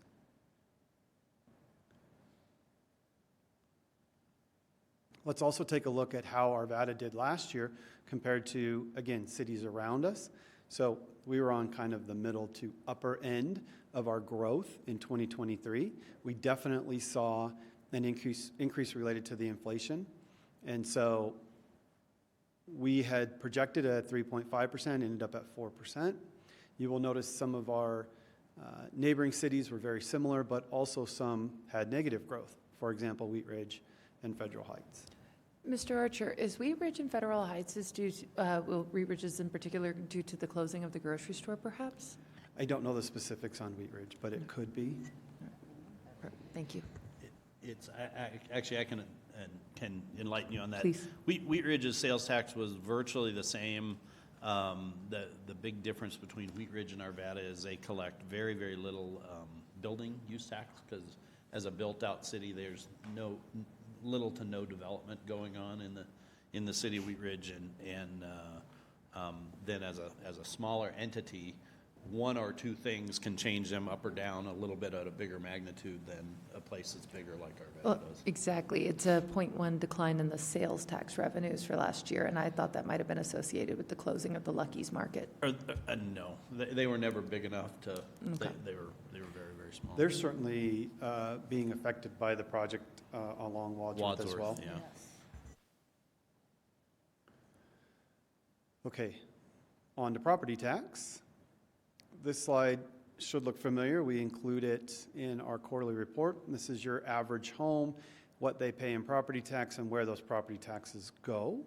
We did want to reflect that we do have metro districts in Arvada, and this is an example of Beaumont and what that same home would pay in Beaumont and where those property tax revenues go, with approximately $3,620 going to Beaumont to help pay off the debt related to developing that community. Question, Councilmember Pfeiffer? Well, this is on a $650,000 home? Yeah, but the mills are 90 mills, 89.898 mills. So it's actually more, but points made. This is the same slide that you saw on sales tax with property tax. And what you will see is historically we had an every other year assessment, which then changes the value of your home, which increases what comes to the city. You will notice that that growth has slowed down, partly because our city growth has slowed down, and also because there were limitations, things in place called the Gallagher Amendment, which slowed all of this down. That is now gone. And you will notice moving forward in the outer years, we are expecting additional increases to happen. Depending on what happens at the state level, this will change significantly. We do know that in 2024, our original projection was around 7.5%. This number is going to be higher.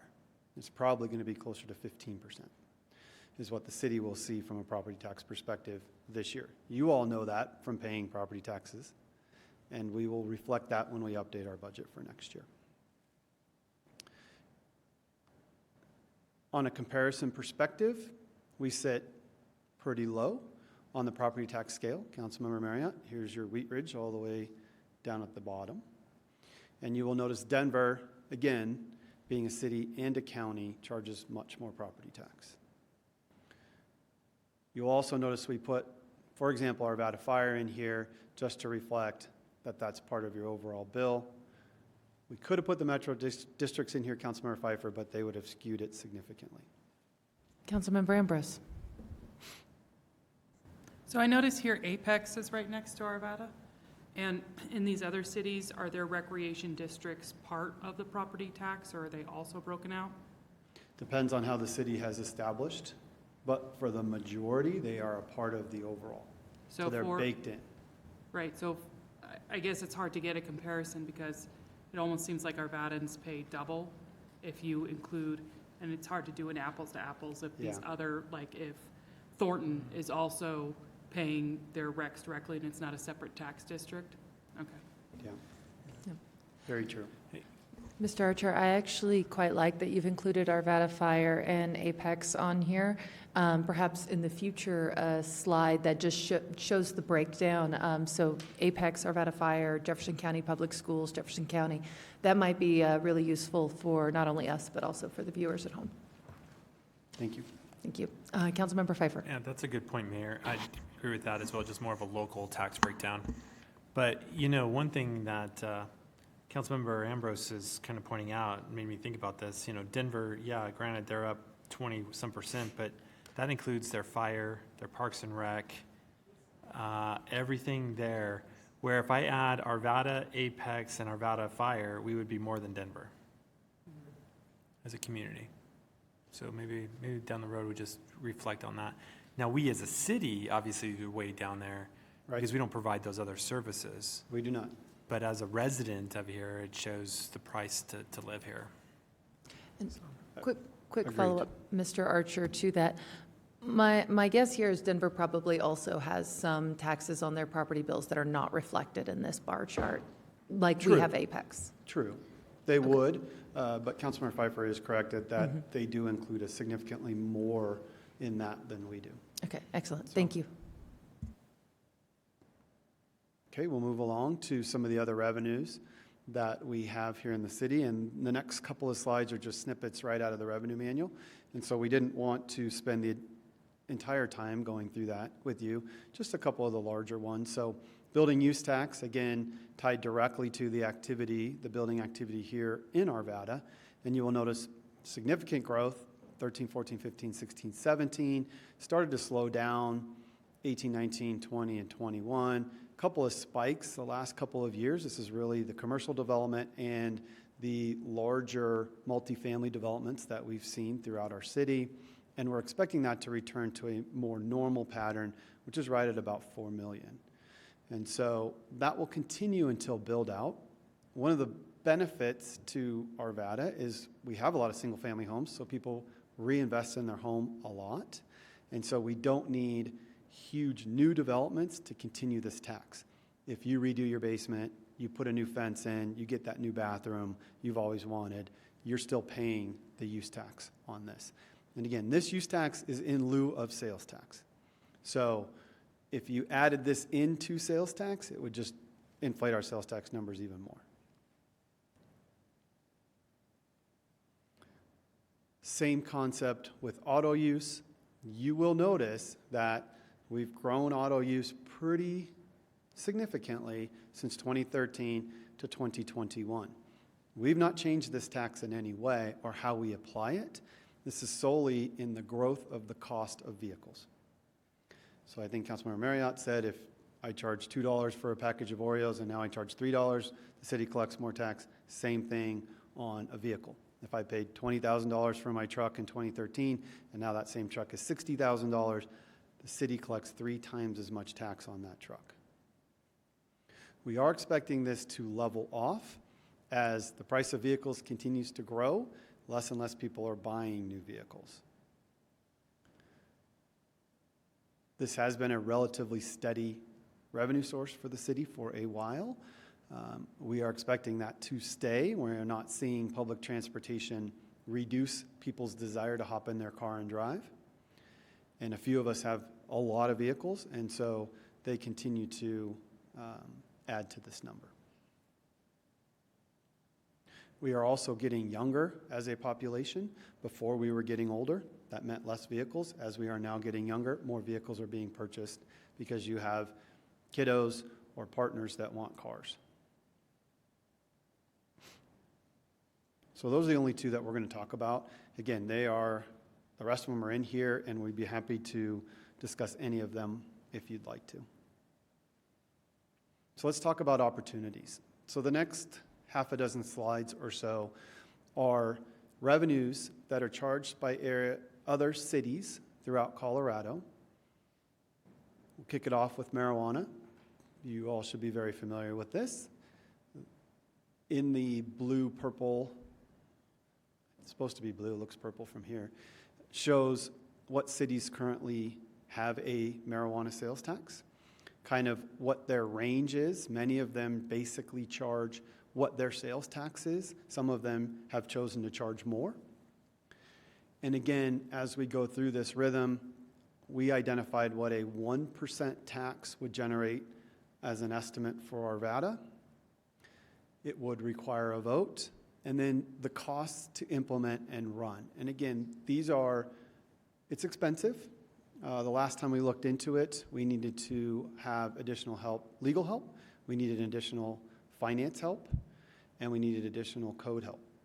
And so while 1% raises about $460,000, it would be offset by, again, these are all estimates, about 3 people and all the costs related to that. Now, if we wanted to charge 3%, 3.4%, then it's not going to cost us more to run the program. You would just get additional revenue to run the program. What goes with a lot of marijuana sales tax is what's called a marijuana excise tax. This is if we want to allow people to grow in our city and then sell to retailers. Boulder and Aurora allow that. They then charge at the time the product is cut and dried and sent. They charge a tax on that as well. Similar challenges here. You can't put one in without the other. And so this 350 isn't 350 and 350 again. It's just representing that that's the cost to run the program. Councilmember Davis. Mr. Archer, thank you for all of this. Have we looked into, has marijuana kind of run its gamut? Are we at the end of the excitement? I don't know. I can't answer that question, but I can certainly answer the question from a financial perspective. So I was asked to do this analysis when this first came into play, and again about 4 years ago. And each year, the amount that we would generate has gone down because of multiple reasons. Number one, many additional cities have added it. And as they add it, the state, the give back that the state charges and allocates goes down.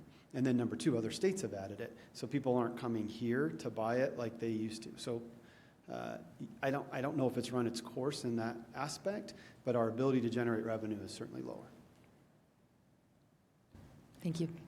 Councilmember Furray. I just want to confirm, it's 350 collectively? Yes. Okay, thanks.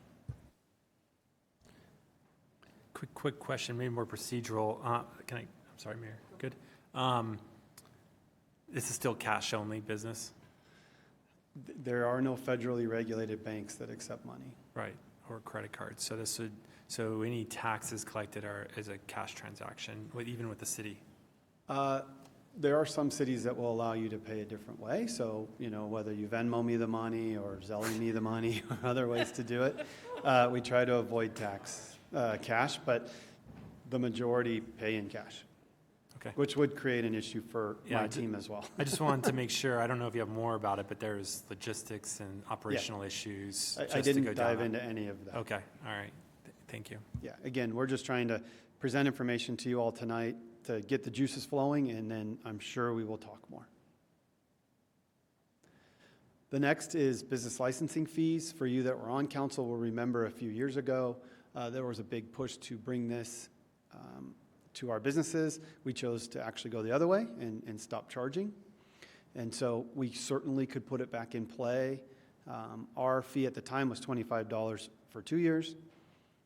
It's not a terrible implementation cost. We really just have to build it into our system, and we could turn on the switch in a relatively short period of time. Many other cities charge this annually. Some do it and make a significant amount of money. You will notice $50 on the high end. Many others do it just to cover their costs. So they will calculate how much it costs to issue licenses across all the program areas and then take that back to the businesses. Again, there is no charge here at Arvada today. The next is an occupational tax, OPT tax. Basically, we charge businesses that employ people in Arvada an amount per month. Denver and Aurora do this. Aurora is actually eliminating this, so this is an old slide here in a few months. This is also a dying way to raise money, but I wanted to represent it so you all could see it. Also, remember, Arvada doesn't have a huge business presence, and so the amount of money we would raise here would not be a large amount for probably a large headache. The next couple are some newer items that we saw when we were looking around, and these are usually used to raise revenue for affordable housing. And these are like a short-term rental tax. Then you will notice all of the next cities on the next two slides are in the mountains.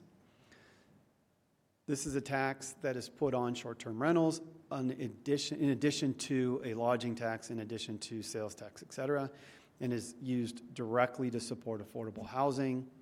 It would raise a significant amount of money here in Arvada because we do have a decent amount of short-term rentals. Again, it does require a vote, and it wouldn't be very difficult to implement. We're just adding it to a form that we already have. Mr. Archer, can you remind the voters at home what our lodging tax rate is? 4%. Thank you. And does that lodging tax apply to the short-term rentals currently? It does. Okay, thank you. Absolutely. This would be in addition to that. Next is called a real estate transfer tax. This would be a tax that we would put on the sale of any property in Arvada. Again, you will notice this is happening mostly in the mountains. It varies from 1% to 3%, the most common being 1%. The 3% are in very small cities like Minturn and Gypsum. This would raise a significant amount of money as we have a lot of real estate change hands in Arvada and very high expensive real estate. It would require a vote of the citizens. This would be a little bit more expensive to implement as there is additional areas that we have to access to make sure we're capturing this data. One of the questions I was asked when discussing this with Lori, Linda, and Don, has any of this happened here locally? It has not. But we wanted council to be aware that this exists. Again, this is used to support affordable housing in the mountains. They take this money and they put it back into affordable housing units, or they buy down units. So for example, I went on a tour up in the town of Frisco. They take this money and they maybe put in all the infrastructure. So they put in the roads and the sewers and the water for the residential building, so then it doesn't cost as much.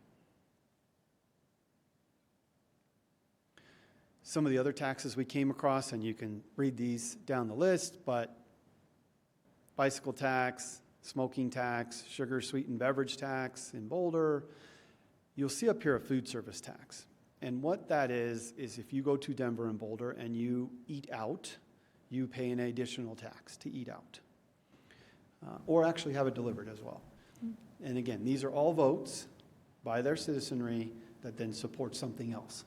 So like in Boulder, the food service tax supports areas of need related to food. So a food bank, people that are struggling with maybe addiction, et cetera. Same with the sugar sweetened beverage tax. So ideas that are out there. And then the ultimate kicker that I might get hit by lightning, but to charge services. And if we chose to charge services in Arvada, you see what the dollars would be.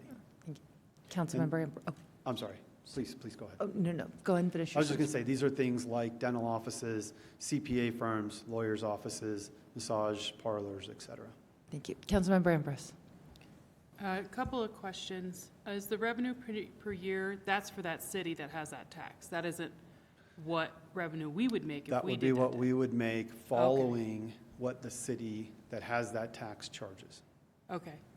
And then why doesn't anybody charge services? Why would you suggest that? If nobody does it?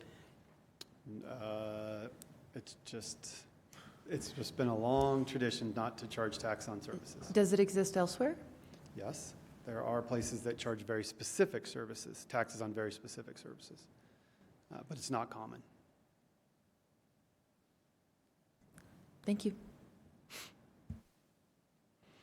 Couple of fee options that we're going to throw out there. One relates to a credit card convenience fee. You hear a lot about this. Governments are a little slow to implementing this, but we probably will be bringing this to council this year as our credit card usage has gone up significantly.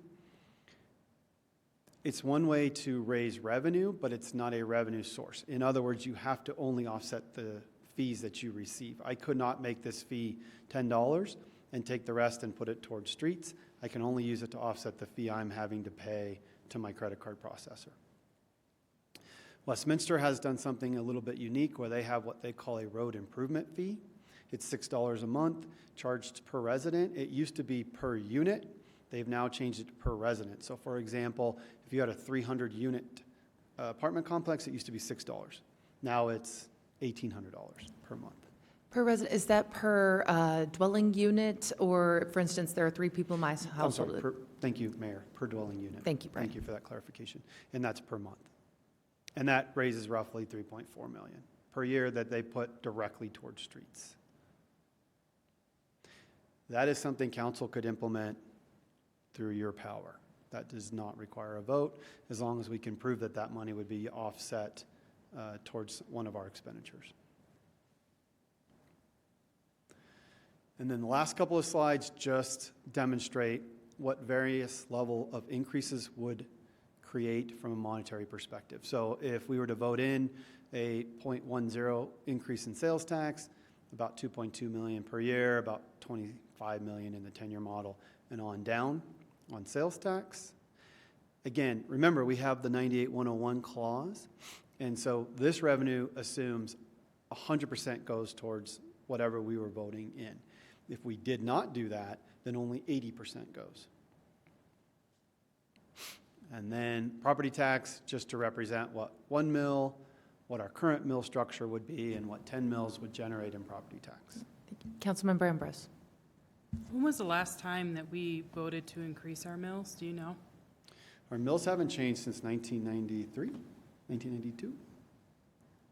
It's either 1993 or 1992. And is that pretty common, cities not changing it for 20, 30 years? It's pretty not increasing common. mills? Yeah. Property tax has historically been reserved for counties and school districts, and now metro districts. Cities have kind of taken a back seat on that, but there are cities that are starting to push on the property tax side. It's a very consistent revenue. It's very easy to budget for. Your collection rates are basically 100%, because if you don't pay, then we levy your house, and then ultimately we sell your house for the property tax value. And this is a vote as well to increase mills? It would be. Both of these would be votes. Thank you. So that's the end of tonight's presentation. Any Mayor- questions? Mayor Pro Tem Mormon. Yes, thank you, Brian, for this presentation. It's very helpful.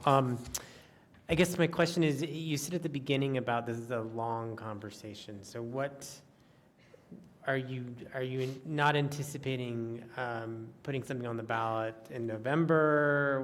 What do you mean by it's a long conversation, I guess? Well, that would be up to you all if you want to put something on the ballot this November. I don't think we have enough time to make that happen. My experience is that that is at least something that takes a year or more. I know we've talked to various people that have done this and do this for a living, and they have their recommendations. And so that's really the thought of why it would be a longer conversation. So what kind of feedback are you looking for tonight as part of that longer conversation, I guess? You want to take that one? We'd like to open the opportunity for council to have an open discussion about what's been presented to you and have your thoughts. I think there's much discussion that's needed. When we look at a timeline before we would put anything on the ballot, there's a conversation about not just what you would put on the ballot, but what would likely pass and what wouldn't, what communications are needed in order to move forward. So we can bring back a general timeline, have a conversation about how we might look into this a little bit more deeply and what resources you might want to consider to do that, as far as what knowledge do you need? What more do you need to know and understand? What is the community's thinking on these items, and what direction we might move forward? So this is the initial step to get your juices flowing on what you might be interested in, what might be a possibility or a consideration for the city, and then we would go from there. So I would schedule another workshop for discussion. Okay, and I mean, I guess, before I would make any decision or suggestions on this, I would certainly hope that part of that step process is surveying our residents to see what their appetite is for. So I'm assuming that's part of this Exactly. process. Yeah, thank you. Thank you. Councilmember Marriott. Yeah, I want to make a couple comments. So some of these specific potential tax revenues, I want to comment on, starting with marijuana tax. I think that's such a declining potential source of revenue. I don't see that as relevant at all from a raising of revenue perspective. I think there's an argument probably to be made for what goods and services do our residents expect to have at hand and which ones do they not expect. But I don't think that does anything for revenue. I think, business licensing fee, I think I was here when we had it and we removed it. I'll mention that just goes straight against our strategic plan, our potential strategic plan of making this a good place to do business. When you levy that against businesses, they have to pass it on to their customers, and you make it a less friendly place to do business. I think it's a terrible idea. An occupational tax, or what they used to call a head tax, it's the most irritating thing I ever had when I had a business in Denver. It's also a disincentive to hire people, and I don't think that's something that makes a productive economy, particularly for those people on the bottom, is to be disincentivized for them to have jobs. Real estate transfer tax, I think, again, goes straight against what I believe our strategic plan will be, because it only makes housing less affordable. Like, the purchaser of property would be paying that tax, and you just made whatever they're purchasing that much more expensive. And so when we say we have a housing affordability problem and we take actions that make housing less affordable, we need to stop saying we have a housing affordability problem. If we're willing to make housing less affordable for this reason or that reason, we can't have it both ways. We either have a housing affordability problem or we don't. Taxes on services would be incredibly regressive. The hairstylist who cuts hair, or nail tech, or the guy who puts brakes on your car, they respond to a market price, and these are services that apply to everybody, and even people who are poor have to get brakes on their car and get their hair cut every now and then. You'd be taxing them. I think that's also a bad idea. And it's clear the fact that it's literally not charged hardly anywhere, except for some very narrow specific examples that just makes no sense. I think a credit card fee is warranted, as we change the way we operate. But again, that doesn't really raise revenue. It just offsets a new expense that we've started to suffer, and certainly isn't a realistic piece of a revenue problem that we have. I would sure hope that we do not try to create and impose fees that are just flat ways of getting around taxation, things like a road improvement fee that Westminster did or whatnot. I think the one thing we all up here can do is be honest with citizens, and if we are proposing to tax them, I think we should propose to tax them, and we should get their input on it like Tabor requires. And sneaking around it by calling something a fee, I think, is really a bad look, and isn't the right thing to do. Gets to things that are taxes, like property tax. I think property taxes are tough, because property tax is the only tax you pay that's a wealth tax. You can't avoid it, and you're taxed on your wealth. And by the way, those wealth taxes are passed on to people sometimes who don't even have wealth. You take someone who's paycheck to paycheck, has no net worth, and the property tax on the place that they're living goes up. They're going to pay that wealth tax even though they don't have wealth. I can't imagine a worse way of taxing people. So I wouldn't be in favor of that. And so that gets to sales tax. And I think that's where potentially there's an argument to be made. I would encourage this council, if you guys decide to press on with asking the voters for a sales tax, that you restrain yourself from putting it for a specific purpose. And the reason for that is because I think people are smart enough to know that taxes are fungible. And if we say, well, we're going to ask you for a sales tax, but we're only going to use it for this. If it's something we're already doing, we're just going to divert the money that were there, or maybe it happens slowly over time. And I don't think that's a good idea. I think it's far better and more honest to say to the voters, the services we provide are not adequately paid for. The services you demand require this level of taxation, and we should be honest with you and ask you that. So that's the revenue side. I think if we're going to have this conversation on revenue and revenue opportunities, for government, that's one side of the equation, and government has very limited ability to raise revenues. In my business, we have great ability to raise revenues, and in fact, we spend 80% of our time trying to raise revenues by advertising, by marketing, by getting into new markets, by doing different things.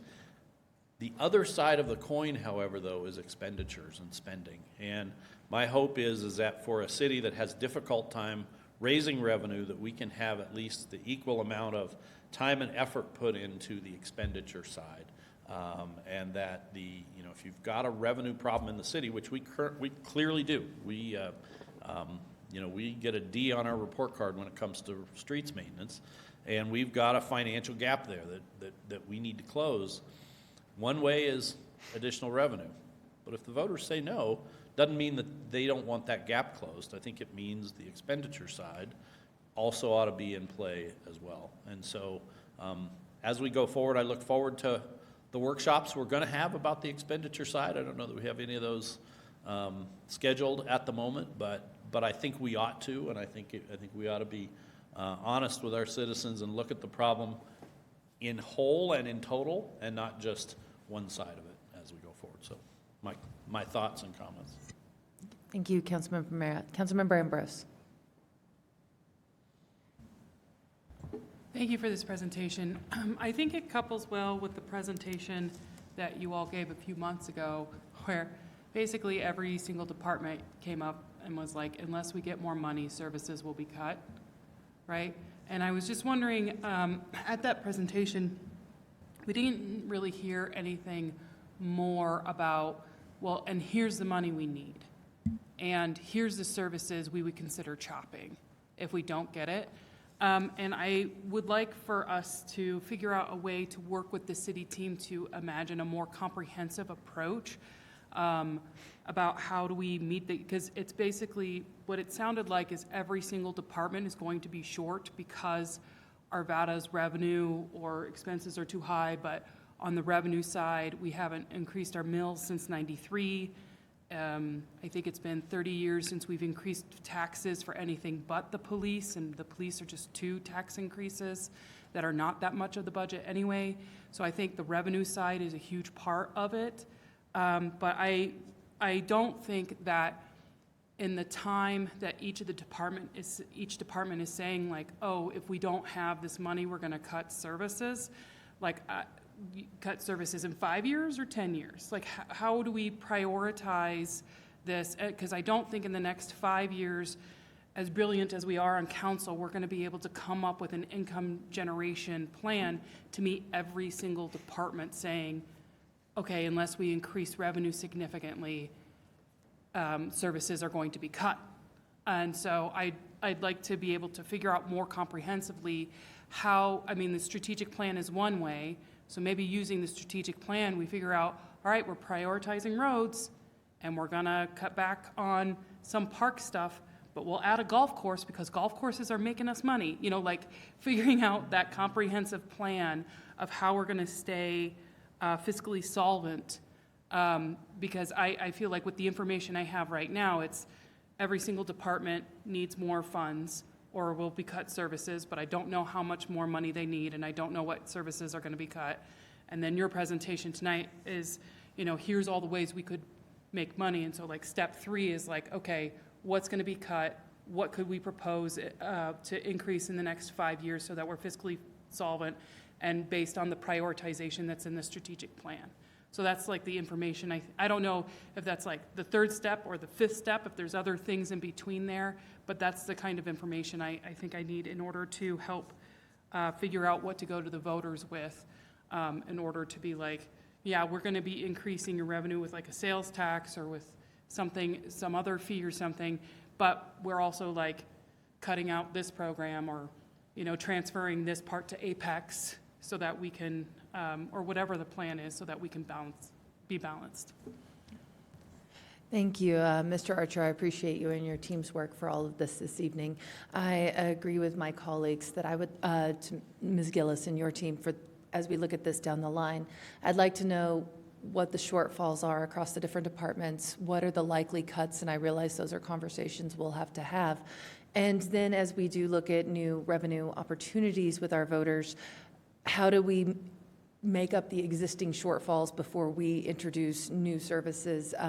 For instance, with the sugar tax, you had mentioned Boulder used it for health and wellness programs. While I absolutely love that, I feel it imperative that we address the roads before we start creating new expenditures that we must then fund in perpetuity. And so if we were to look at a new thing such as an affordable housing fund, perhaps there's a ballot initiative specifically for asking voters to fund just that. Do they want to see that? I know Denver's had some successful ballot initiatives along homelessness and as well as housing. So, and then the only thing I was surprised to not see in here was a lodging tax. We talked about an increase to the short-term rental, but we didn't look at lodging. So our current lodging tax, you noted, is 4%. Well, our peer cities neighboring us, Golden is 6%, Denver is 10.75%. Now I realize they're a little different. Westminster, very similar, 7.8%. Thornton, 7%. Littleton and North Glen, 5%. Wheat Ridge, 10%. So we are significantly below our peer cities. The last time Arvada ran a lodging tax, I believe we only had one Airbnb. Now we have 2 hotels. Now we have short-term rentals. The landscape is fundamentally different than the last time the city assessed that. And so I think that could be one that we look at quite heavily.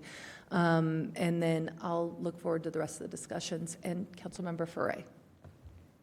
Well, I'll just piggyback off the short-term rental and lodging tax idea. I agree. I think we could probably stand to work on increasing that and tie it to workforce housing initiatives. Specifically that because we've talked with the Housing Advisory Committee about workforce housing, and there's a bold initiative with the Chamber who is very supportive around workforce housing. So I think if we were to bring a ballot initiative around lodging and maybe the real estate transfer tax, then we could maybe have support of our business communities if we tied that to a ballot initiative around workforce housing. One thing that I would note is when I worked in the Housing Innovation Lab in Boston, we launched a housing tax for short-term rentals, but we had tied it to an enforcement mechanism because there were complaints around the quality of the housing, ordinances around noises and yards.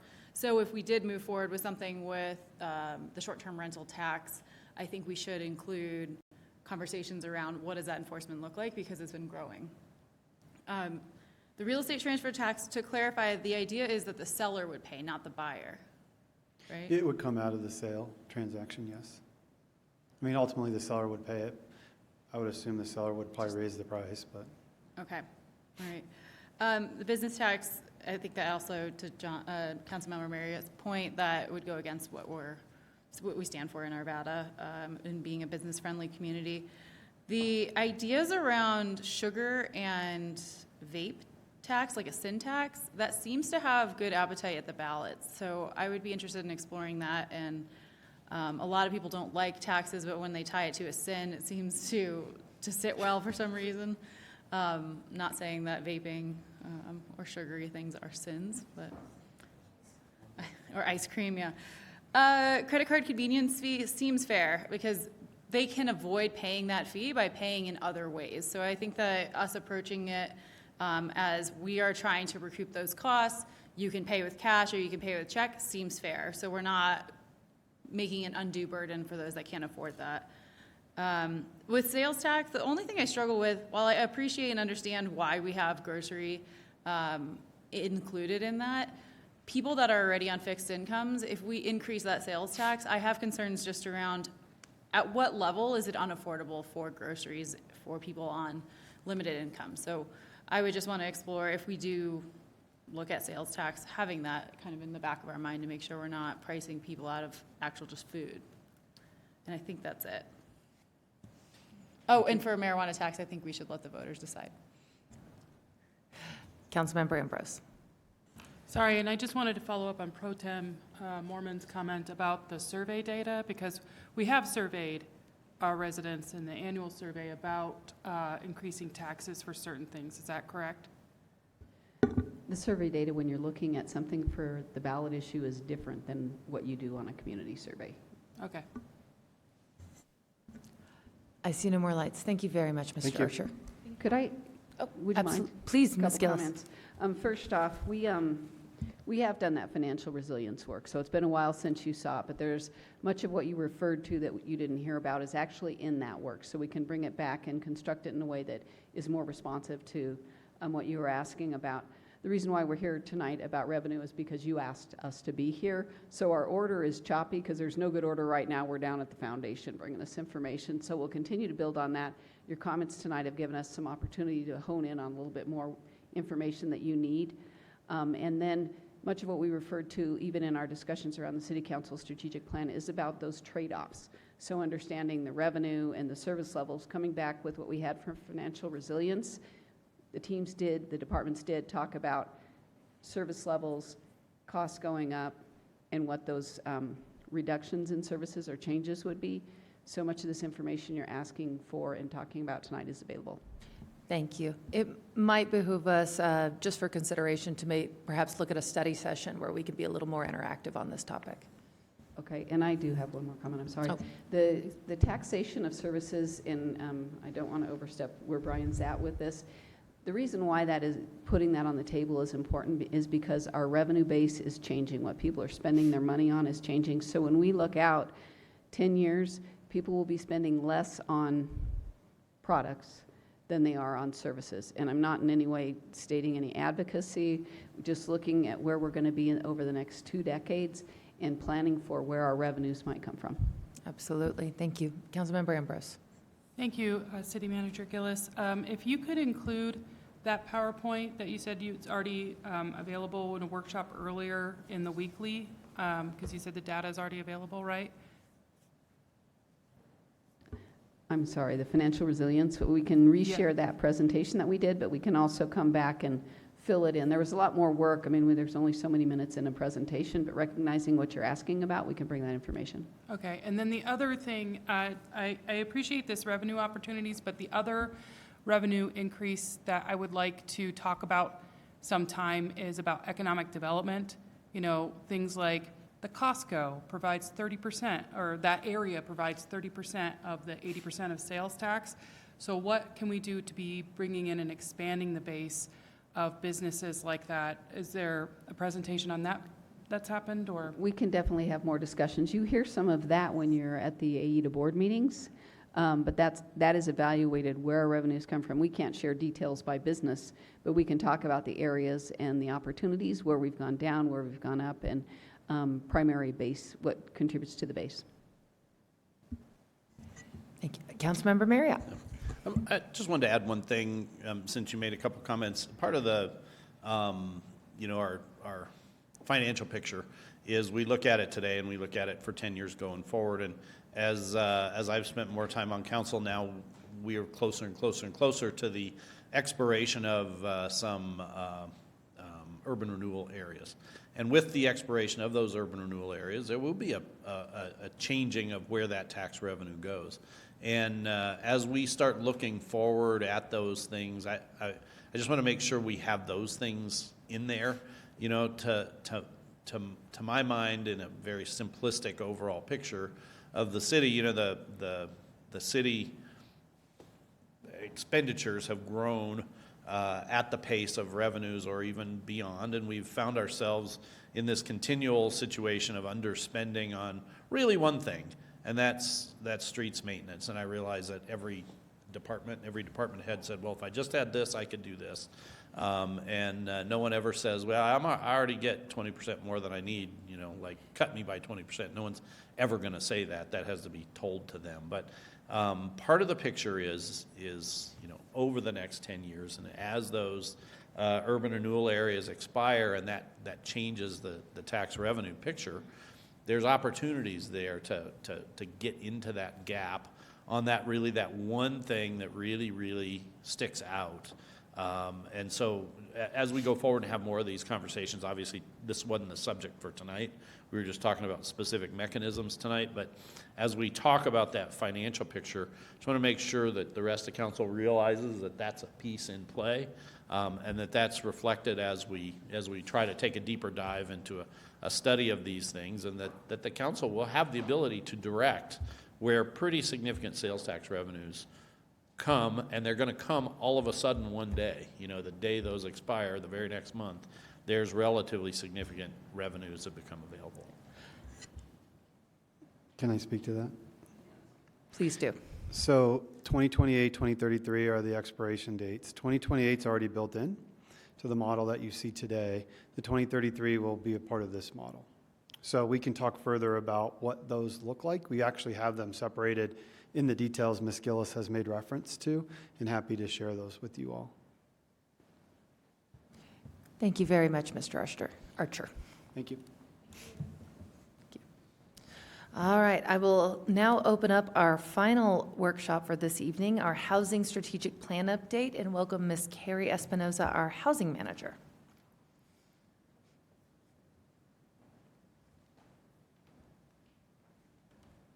Welcome, Ms. Espinoza. Thank you. Thank you, Mayor, members of council. It's good to be here tonight. So this is follow-up to the March 25th, 2024 presentation that you received from our consultant, Molly Fitzpatrick with Root Policy Research. At that presentation, she shared with you our progress on the draft of the Housing Strategic Plan. And we gathered the feedback that you all provided that evening, and we have made some revisions to the plan that we want to share with you tonight. Our plan is that we will bring the final draft of the strategic plan to you next week at the May 20th, 2024 business meeting for approval. So before we do that, we wanted to give you an opportunity to ask any questions that you might have of the draft plan before we proceed. So with that, I'll introduce Molly Fitzpatrick with Root Policy Research.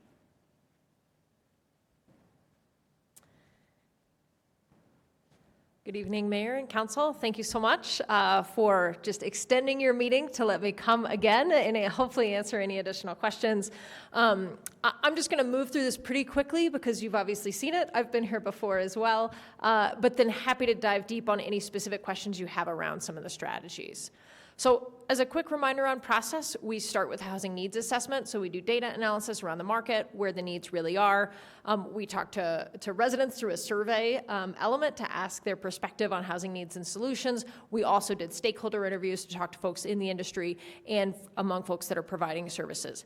That goes into, that helps feed our policy discussion, which really centered around obviously some of those stakeholder and resident feedback that was part of the needs assessment, but also a lot of conversation with the Housing Advisory Committee, as well as with staff. And so that's where we really started to look at policy options for the strategic plan, building on the 2020 strategic plan that you had. So we wanted to start with that. What accomplishments have you made? Where might there be some new strategies to evaluate or new tools as well? And then that is what really feeds into the strategic plan, which gives you kind of a blueprint for things to continue to consider. So we're not coming tonight with, hey, here's our proposal on specific zoning regulations or changes. We're saying these are the things to consider, these are the things to move forward in partnership with staff and the Housing Advisory Committee as you start to look at those in more detail. So we'll roll right into that. We've talked before about wanting to address housing needs, so really looking at that balanced housing stock, which accommodates kind of a full life cycle of folks and how that really impacts both your local economy in terms of supporting the local economy and also creating your community culture. Housing needs we've talked about before, but just as a reminder, we look at those housing needs on the rental side, which are primarily concentrated for folks that are in that below $35,000 in household income. You've also got a need around ownership, particularly for entry-level ownership. So anything up to about $350,000 is where the market's really failing to provide some of those opportunities. And then we continue to see a need for more diversity in your housing stock to accommodate the preferences and the needs of your current residents. residents, as well as potential in-commuters. You have a housing vision in your current comprehensive plan. We anticipate that if and as that comprehensive plan is updated and obviously in alignment with your council strategies as well, that would continue to complement the housing strategy, or that the housing strategy could continue to react to that. Right now, your comprehensive plan basically says we want to plan for a range of neighborhoods that accommodates diversity in terms of incomes, ages, and abilities. We want to encourage workforce and assisted housing throughout Arvada, maintain and improve quality of existing housing stock, and provide opportunities for special needs and senior housing. We've identified a couple of specific goals for the housing strategy. So what are we trying to accomplish? One is a quantitative goal around income restricted or affordable housing. That's 139 units per year. That's an increase of 3% per year. You're already kind of in process to do that, and that is tied to specific state funding. We're also, another goal was to increase production in general that expands price point and product diversity. So jumping into the actual strategic plan, this is the highest level overview kind of that plan. This kind of encapsulates all of the things, but we can dive into any specifics around proposed action items or questions within each of these strategies. But to remind you, we talked about this before as well, kind of the two key policy levers that you have to play with in Arvada are leveraging your financial assets to support affordable housing production, preservation, and programs. And the second one is using land use and zoning modifications to unlock supply, improve natural affordability and housing diversity, as well as incentivizing affordable housing projects. So we're talking about those two policy umbrellas, or those two policy levers. Within that, under financial assets, there's kind of two groups. One is how do we bolster those housing resources? How do we actually create more housing resources? And the second is how do we deploy those housing resources? Thank you. Councilmember Marriott. Yes, so I have a question. I had an interesting conversation with one of the members of our housing advisory group, and one of these things was on there, and you talk about unlocking supply by changing land use and zoning modifications. But as part of this, did you look at the existing zoning in places of Arvada? Because I'll give you an example. I own 3 properties in Arvada that are all zoned R24. They each have 1 unit on them. So changing the zoning changes nothing. Doesn't make any difference, right? That they're already adequately zoned. The market hasn't built 24 units to the acre on those properties yet, but at some point they will. And just creating a policy and a lever here to do that would seem to say that there's not enough places in Arvada that are zoned dense enough for the market to create create enough housing, but yet there's some percentage of it that is not developed up to its ultimate zoning already. And the question is, well, why is that? And what would change if you were to dramatically change the amount of land in Arvada that was upzoned? How would that change the market filling that up with denser units when the market's already not filling up with denser units, what's already zoned that way? Sure, and so we did not do like a full code audit. However, we did evaluate kind of what your general policies are. For example, we looked at what percentage of Arvada is zoned at 10 dwelling units and above. And because that's one of the metrics that's part of a best practice for Jefferson County as identified by the Colorado Gibbs Foundation Steering Committee, and you've already met that metrics. So we're not, I would say we're not being overly aggressive on zoning as the solution to all your problems. Yes, upzoning existing parcels can have a long-term impact on what does redevelop and what doesn't. That doesn't mean, of course, that every single parcel is going to develop to its maximum capacity, and that's not necessarily the objective here either. What we're trying to do is make sure that the zoning is aligned with what the market wants to build. We don't want zoning to be the constraint to delivering these housing products, but certainly zoning is not an automatic, like, oh, as soon as we zone it, it's going to be built that way. And certainly vacant lots and greenfield development is much more likely to respond to the zoning than something that already has a unit or already has built structure on it, just because of redevelopment costs. Okay. But I guess where I'm a little puzzled is, here's a policy, a strategy that you guys created for us with help from our professional team and our committee. And one of the levers there, one of the things that's a recommendation here is to rezone some stuff so that more can be built, but yet that would seem to say that there's not enough zoned in a way that denser housing can be built. But I would say the market is telling you that that's not true at this point. So I'm a little puzzled by why that's here when it doesn't appear that there's a bottleneck there that this impacts in any way whatsoever. Sure. So that is a policy lever because it's something the city controls. So the policy levers are, what can you do?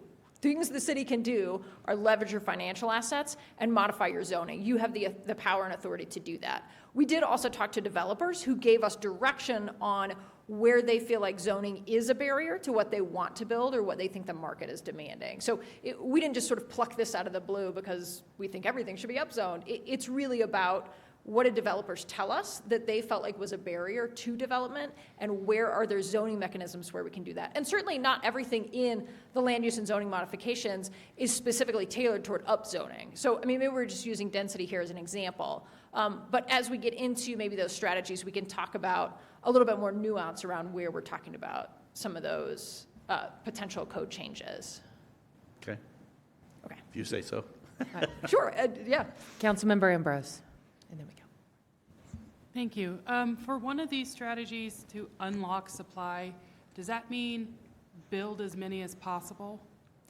No, it means allow develop. It certainly is speaking to where are there constraints on housing supply and where are there ways that make sense for the city of Arvada to consider how you want to manage those. So it doesn't mean get rid of zoning entirely and let anybody build anything they want wherever they want. It means be strategic with your land use and zoning to maximize where you want things maximized and to manage the neighborhood character and culture where you want. But it's all about new supply. It's not about issues with existing supply. Oh, sorry, yes. So unlocking supply in land use and zoning means allowing, allowing new construction in a way that is aligned with market demand. Because I think with Arvada only having 20% left of its land, and then we're totally developed out, and I think we're also a city that already has quite a bit of residential stock, and the fact that in February of this year, there was a survey saying that Denver metro area needs 53,000 homes in order to resolve its affordable housing crisis. I just think that I would like to see as aggressive policies about existing supply and making sure that whatever we build is very strategic. Like, is it still the issue that a lot of the existing supply, for example, is held onto by older homeowners who have no affordable place to move to in Arvada, so then families can't move into these family homes? Or is that not the case anymore since Mr. Archer referenced that Arvada is actually growing younger and not older?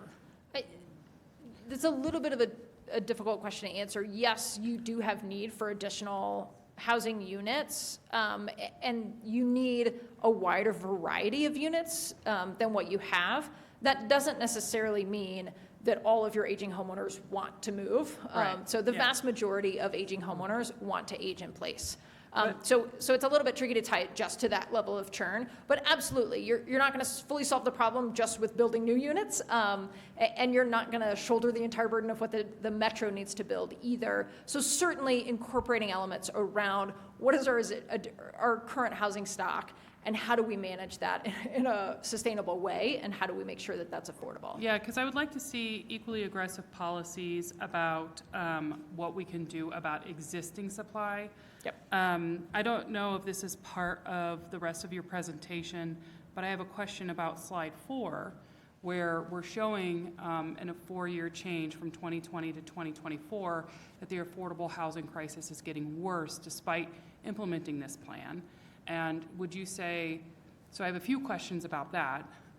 Would you say that it's because the plan, like the unaffordable housing crisis just exploded so much it didn't matter what plan we would have had?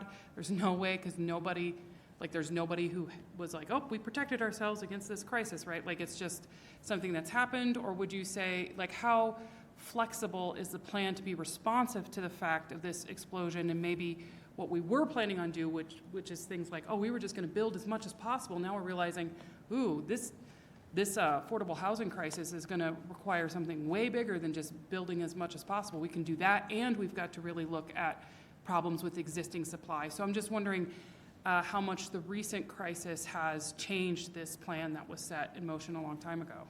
Yeah, great question. And kind of to jump back to that slide, yes, we're seeing an increase in your affordability needs at that lowest income bracket. So that the need for housing at that level went up. The market is never going to come in and help solve that for you. And so that's not a surprise without a substantial introduction of either additional low-income housing tax credit units or housing choice vouchers or a program like that that you could fund with additional housing supply. That said, and I guess on the homeownership side, interest rates are a really big factor. So the reason that like need kind of bumped up from a $300,000 house to a $350,000 or $400,000 house has almost exclusively to do with those interest rates and how those have shifted. Incomes have gone up, just not enough to keep pace with housing prices.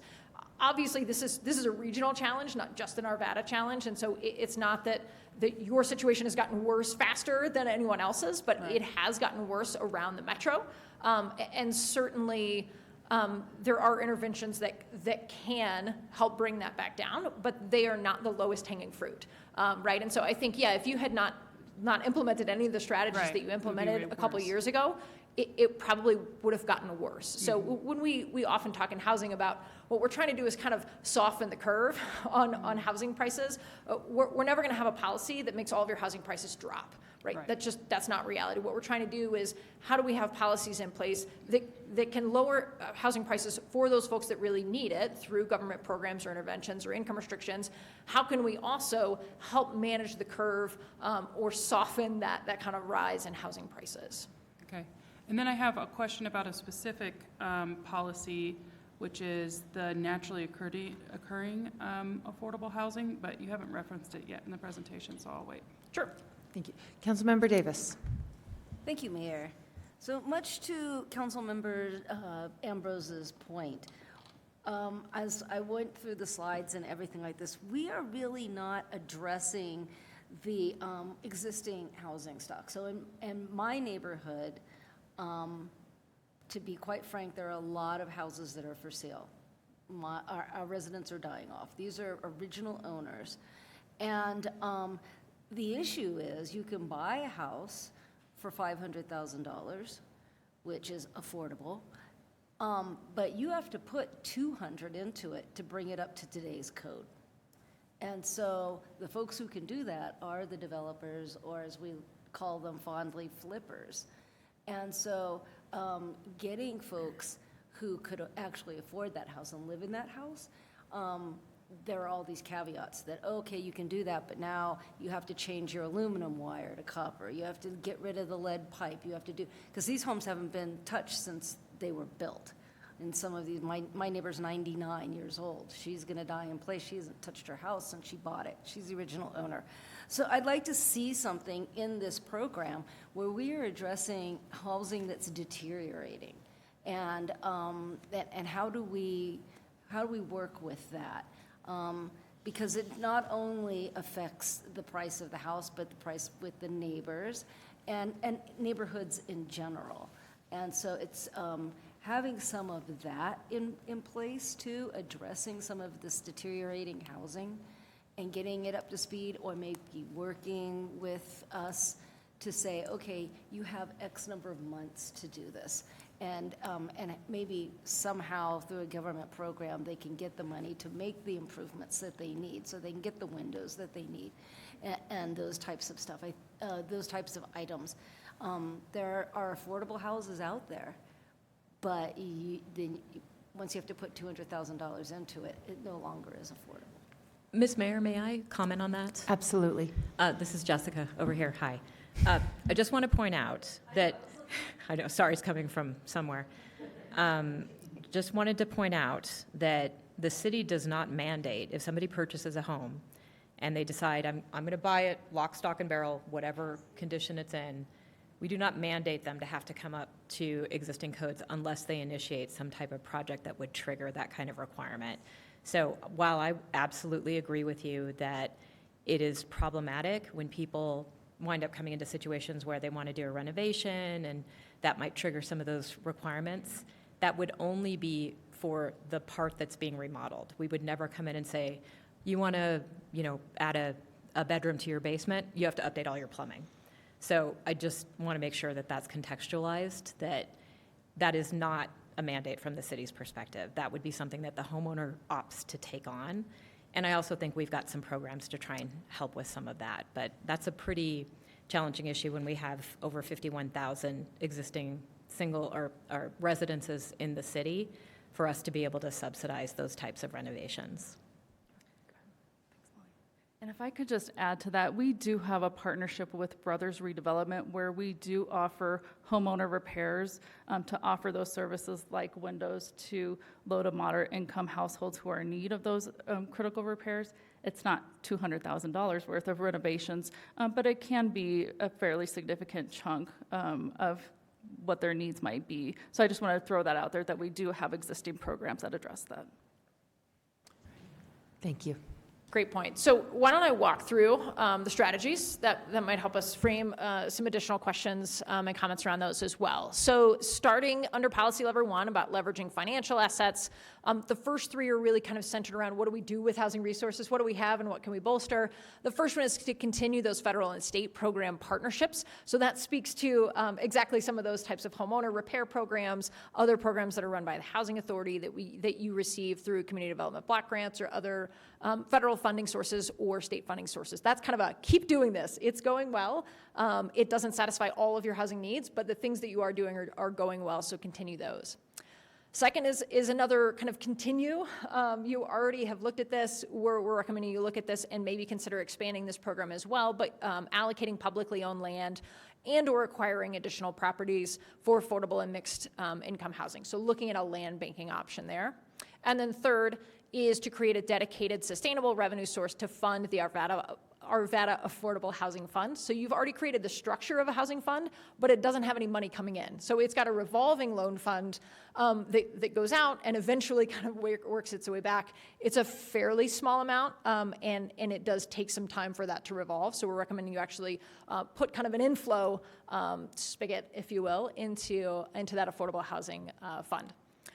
So those 3 strategies around how do we bolster housing resources. In terms of deploying those housing resources, we've got 3 strategies under there as well. One is investing in the production of income-restricted housing.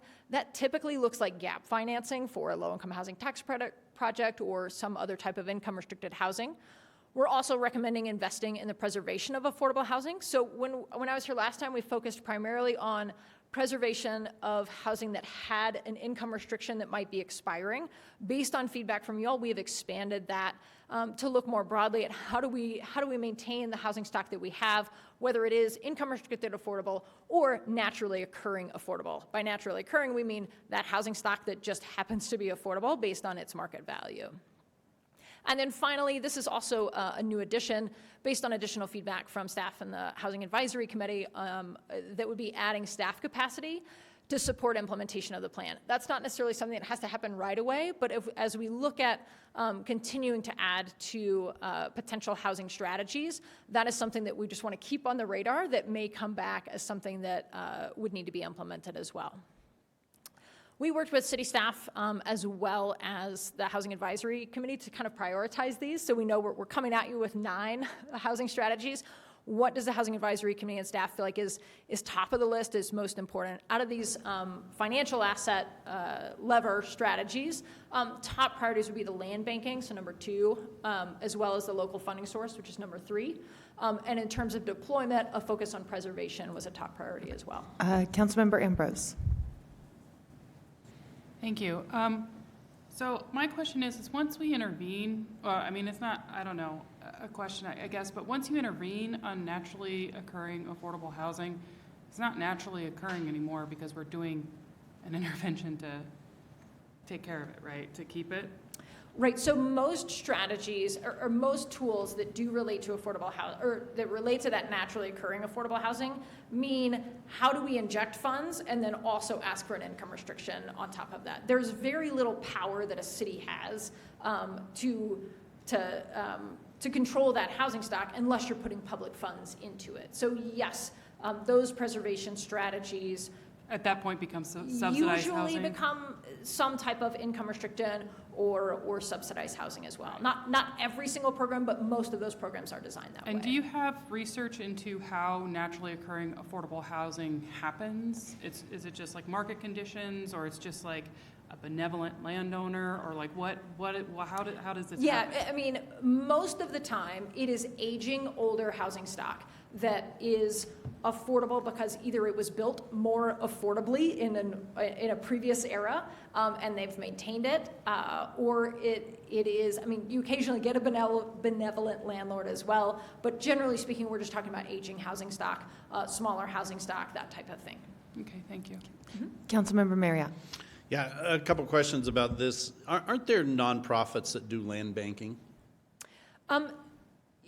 Not exactly. So there are nonprofits that are land trusts, Okay. and those are nonprofits that generally continue to own that land and then will sell the improvement on the land if they're, so for example, like Elevation Community Land Trust. That's more of a service provision and long-term management, whereas we're talking about land banking means what public land assets do you have, and then how do you want to deploy those? So that can mean the city maintains ownership of that land and leases it out for affordable housing. It can mean the city acquires that or owns that parcel already and then sells it at a discounted rate to an affordable developer. Okay. So So we're not necessarily recommending the land trust be held by the city in perpetuity. This particular then priority or strategy would be to have the city spend the taxpayers' dollars to buy land and then give it away, or give it away at a discount, or whatever that you're talking about, the city subsidizing the development through less expensive land. Correct. Either land that the city already owns or potentially acquiring land as well. Okay, got it. The other one is, you just had a conversation with my colleague about naturally occurring affordable housing, and that's one of the things I'm most disappointed with this study is there's no specifics to it at all. I mean, I brought it up at the last thing, and so you said, that's a great idea, we'll just add it in there, and so you just added the statement in there. But there's lots of things, or there's some things we could do. For instance, let me give you just an example. You know, every time we pass a code amendment that increases the energy efficiency code, or the different electrical code, or the different plumbing code, or whatever, none of those come with a cheaper price tag. They all come with a higher price tag. And so being more nuanced with our code application could be potentially a way for housing stock that's already cheaper to remain cheaper. Let me give you another way. Currently in the city of Arvada, and my colleagues have heard this for 10 years straight, if you're a landlord and you own a house and you rent it out to somebody, you can't do any work on it that requires a building permit. So you only have the expensive way to make improvements to that house. Well, you could easily have a policy thing in here, if you think about it and delve a little deeper, that say, we recommend as the Housing Advisory Committee to not impose these additional costs onto the already existing affordable housing. Because every time you impose those costs, the tenant pays it, the tenant pays it, or the person buying it pays it, whatever. The amount of unaffordable housing unaffordability that happens as a consequence of government regulation and rule is significant, but nothing in this housing strategy talks about either holding steady there and not increasing that, or better yet, rolling some of that stuff back. And I wish that this, I guess that came late to the game because it wasn't even in here till a month ago, but I wish that, and my hope would be that the Housing Advisory Committee would look at things a little bit more outside the box and not just be, well, how do we encourage more subsidized housing to be built? But gosh, what really causes housing to cost more, and where does the city play a role in that? And can we advocate for something that might bend the curve? You talked about it. You said, all we're really trying to do is soften the curve, bend the curve. We could. It would be great if it was in here, because this strategy is going to be used in the future as justification for why we're taking this action, why we're doing this, why we're doing that. When stuff's omitted from this, then there's no justification ever for changing those actions, and you kind of cement in place a disadvantage that never that never gets resolved or really even never gets addressed. So we did talk about that with Housing Advisory Committee, if there were specific ways that we wanted to acknowledge, thinking about or managing to some of those peripheral expenditures, building codes and those types of things. The consensus as part of that discussion was there was not a super concrete way to list that as an action step. We do talk about it in the narrative portion of the housing strategy of acknowledging where there are different areas that add cost to housing and looking at those, kind of similar to the fire code issue that we talked about last time, right? So we acknowledge that we talked about that. In terms of actual action steps, we are recommending that the Housing Advisory Committee look at a variety of different preservation strategies around the naturally occurring affordable housing to see what's going to make the most sense in Arvada. So we are not coming out with a specific tool or program or specific ways that we're saying, oh, change the fire code or change the building code, but we're certainly acknowledging that as that is on the list for the task force to look at as part of the preservation strategy. But there could be in here something like some possibilities or examples or things such as including or maybe more or something like that. I'm afraid that these things get done and it becomes just a document that it becomes less useful. And, people who are living in market rate, but housing they can afford, pay the price when things like that don't get in there. Maybe it's too soon for this to come out. Maybe this ought to hold off long enough for that to be a part of it, because like I said, it wasn't even a part of it till a month ago. Maybe there's more work that could be done here before this gets finalized to help, when I look at it, the ability to subsidize housing for everybody who could potentially qualify for subsidized housing is a complete fantasy. Will never happen. It's absolutely fiscally, financially, completely impossible. So the only way or the way that it works is the way it currently works now. People figure it out. They have roommates or they become a really good tenant because their landlord goes, gosh, I'll take less money if I don't have to come babysit you all the time, or whatever the situation is. And that's the majority of housing that's affordable for people, not the subsidized stuff. And I think you saw we're going to commit to develop 130 subsidized units a year. Well, that's a penny under the couch cushions compared to the problem. So we're spending a big document to say, continue doing this thing that's 1 penny towards the problem, where the part that has the potentially the most to gain, we brush by so fast you can hardly find it in there. And I would love to see, a document like this ought to play to both of those, ought to be equal to both of those, and not just be about how do we, I read this document and all I see in this document, almost all I see, not all I see, but a big chunk of what I see is it's the holy grail for subsidized housing advocates always, and that's local subsidy for housing.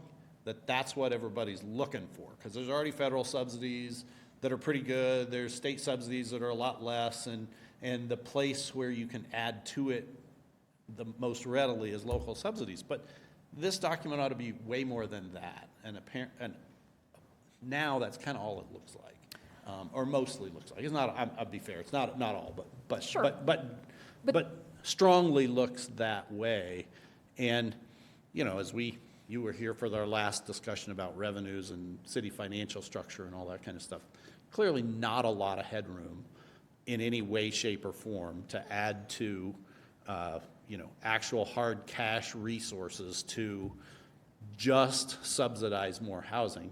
And even if we do, it becomes 2 pennies towards the problem, not any kind of solution towards the problem. Anyway, that's Sure. No, and that's a good segue, I think, into the land use and zoning, where we can talk about how do we make sure that we're keeping up with supply, which does help soften that curve, and how can we make sure that the zoning is allowing development of products that will become that more naturally affordable stock and that has more natural affordability to those product types. To your point specifically on the preservation strategy, we can absolutely add examples in there. We are not ready to say this is exactly what preservation program should look like in Arvada, but we can certainly add some more examples and put some stronger language in around tasking the advisory committee with doing that. That is one of their top priorities in terms of that, looking at preservation options for deploying those resources. It'd be nice if the council had something they could act on. And, you know, we use these types of strategic documents to inform actions. When it's not in there, we don't have much to act on. Councilmember Ambrose. Thank you. Sorry, there's a couple more questions I came up with. What are the funds for the Arvada Affordable Housing Fund? What have they been used for, and what can they be used for? I see it says that it can be used for everything else that, like Councilmember Marriott saying, doesn't come through federal, state, county dollars. So I was just, what are we planning on using those funds for? Right, so it is currently being used basically as gap financing for affordable housing. The challenge is that the resources are limited there because there's no inflow. So that's not a fund that's getting any money. Right. It's kind of a fund structure that you have. But I can kick to Sam too for additional specific projects that those have gone to, because you know those better than I do. So we have made a loan to Legacy Senior Residences, which is the one that closed in December of 2023. And we worked with the Housing Advisory Committee to come up with 2024 criteria. Part of what the Housing Advisory Committee wanted for this fund and envisioned for this fund was that the ability to remain somewhat flexible to adapt to changing market conditions. So every single year, we're going to look at where we are, what we've done, and re-go over, you know, what we want our priorities to be. So for 2024, we are looking to deploy funds in favor of anything that creates new income-restricted units. There is a focus on income-restricted units for this year. That was what the Housing Advisory Committee decided that they wanted to do, but that can apply to new construction. It can apply to the conversion of market rate units to affordable units. It can apply to rehab. But is it always loans, or is it other financial? So we are trying to set it up to be always loans with a minimum interest rate of the long-term AFR, which is just sort of the arm's length rate between two related parties when you're loaning money back and forth, so you avoid tax implications. So that's what it's supposed to be. It's supposed to be long-term loans that we are structuring at a below-market interest rate, and we're kind of looking at each deal individually. We're ensuring that there is a definite repayment schedule that the project is capable of committing to. But for the Legacy Senior Residences, for example, what we're doing is for the first couple of years after stabilization, so that's when the project is leased up and, you know, they're getting their full year of revenue, they're going to be interest only for the first 7 years. And that's really to allow their NOI to pick up, that net operating income, to allow their net operating income to increase so they can get to the point where they can handle the interest and the principal. So, sorry, what's the interest rate that we charge? I'm just curious for that project. So the Legacy Senior Residence project, I think, was loaned out at 4%. Okay. So it's a little bit lower than market rate, but it's still a little bit above what the IRS says an arm's length rate is. And if you charged market rate interest rates, then we would get into tax trouble, I heard you say? No, if you go below market. So if Okay. if you're loaning, the simple explanation is like if you go below what the IRS says the minimum arm's length rate is, then you start getting into this wonky territory of, is it a loan? Is it a gift? Is it, you know, what is it? So we're trying to sort of stay above that AFR threshold, just so it's pretty clear this is a loan, it's not a gift. And I think this is going to be really important as we join more projects as a special limited partner, because in reality, we are a part of the ownership entity, so we're kind of loaning money to ourselves. So, you know, that's why we're kind of just keeping it where it is. And if this was funded more, you would continue to do that, just that goal that you've defined, which is So buying that's those the fun thing about the Arvada Affordable Housing Fund is every single year we are going to reassess what we want to deploy these funds for. And this is a built-in mechanism to ensure that we have flexibility. So if we want to do more NOAA preservation one year, we can say, you know what? We did new construction income restrictions for the year 2024. Now we're looking at the year 2025. We really need to preserve some of these naturally occurring affordable units. let's retool the application, and this is what we're going to use for 2025. And if we get to the end of 2025 and we say, you know what, actually, we still need more NOAA preservation, we can just keep that going. And it's just reassessed every single year based on market conditions, what everything looks like, and with input from the Housing Advisory Committee. And the loans that go out it has to be like liquid cash that's in there. It couldn't be like loaned out, leveraged by city assets in some other way. So as of right now, it is just the cash that we have in our piggy bank. We do have some streams of revenue coming in. Last year in 2023, we negotiated a special limited partnership with Archway, which gave us $300,000 that went into the fund. Castlegate also made their special limited partnership payment. I think that was $180,000 into the fund. I think Legacy Senior Residents, when they hit construction completion, owe us $125,000. So it really just, it depends on each special limited partnership, but that's pretty much where we're getting our funds from now, is just the special limited partnership fees. And then we are taking this money that we are collecting in lieu of the taxes that are being foregone because we're the special limited partner. Right. And instead of just sitting on them, we are redeploying them back out into the community to help support other affordable housing projects. So we're just really trying to get the wheel turning. Okay, thank you. Those are the questions I have about the fund. Another question I had is about the regulation of landlord companies. Do we have a registry? Do we know which ones are local to Colorado, from Arvada, or are in China renting out properties? Or do we know who's charging above market rates? Do we have anything like that? You do not have a rental registry right now, so no. Okay, thank you. And, I guess, would you recommend policies that towards landlords that could keep it affordable? Like, I know there's a lot of, like, there's 2 Colorado landlord, or actually they operate in Colorado, that are getting sued right now for price fixing because they use RealPage to keep their supply empty and then charge above market rates. And we in Arvada would have no idea if that was happening here because we don't have a registry and we don't know what they're using. Right, so last time we did the housing strategy, we did look at whether or not to recommend a rental registry. We did not feel at that time, and I would say it's not lowest hanging fruit. I mean, it is helpful in terms of a informational perspective. It doesn't necessarily lead in a very direct way to affordability challenges. So if we start hearing, if there's lots of, for example, condition complaints, or if you start to see lawsuits, or if we start to see more and more fair housing complaints that are related to landlords, then we start to say, ooh, maybe we need to do something that helps address that. Certainly it makes it easier to provide landlord education or renter protections, but it doesn't immediately lead to affordability shifts. And so we were really trying to focus on some of the policies that have a more direct impact on affordability. Okay, so that doesn't mean it should be off the table forever. Right. It didn't rise to the top in terms of a focus area. Right, this year. because by your assessment, you didn't really see any glaring things, and you're trying to just get us like, this is the lowest hanging fruit that we could act on now to increase affordability. Okay, thank you.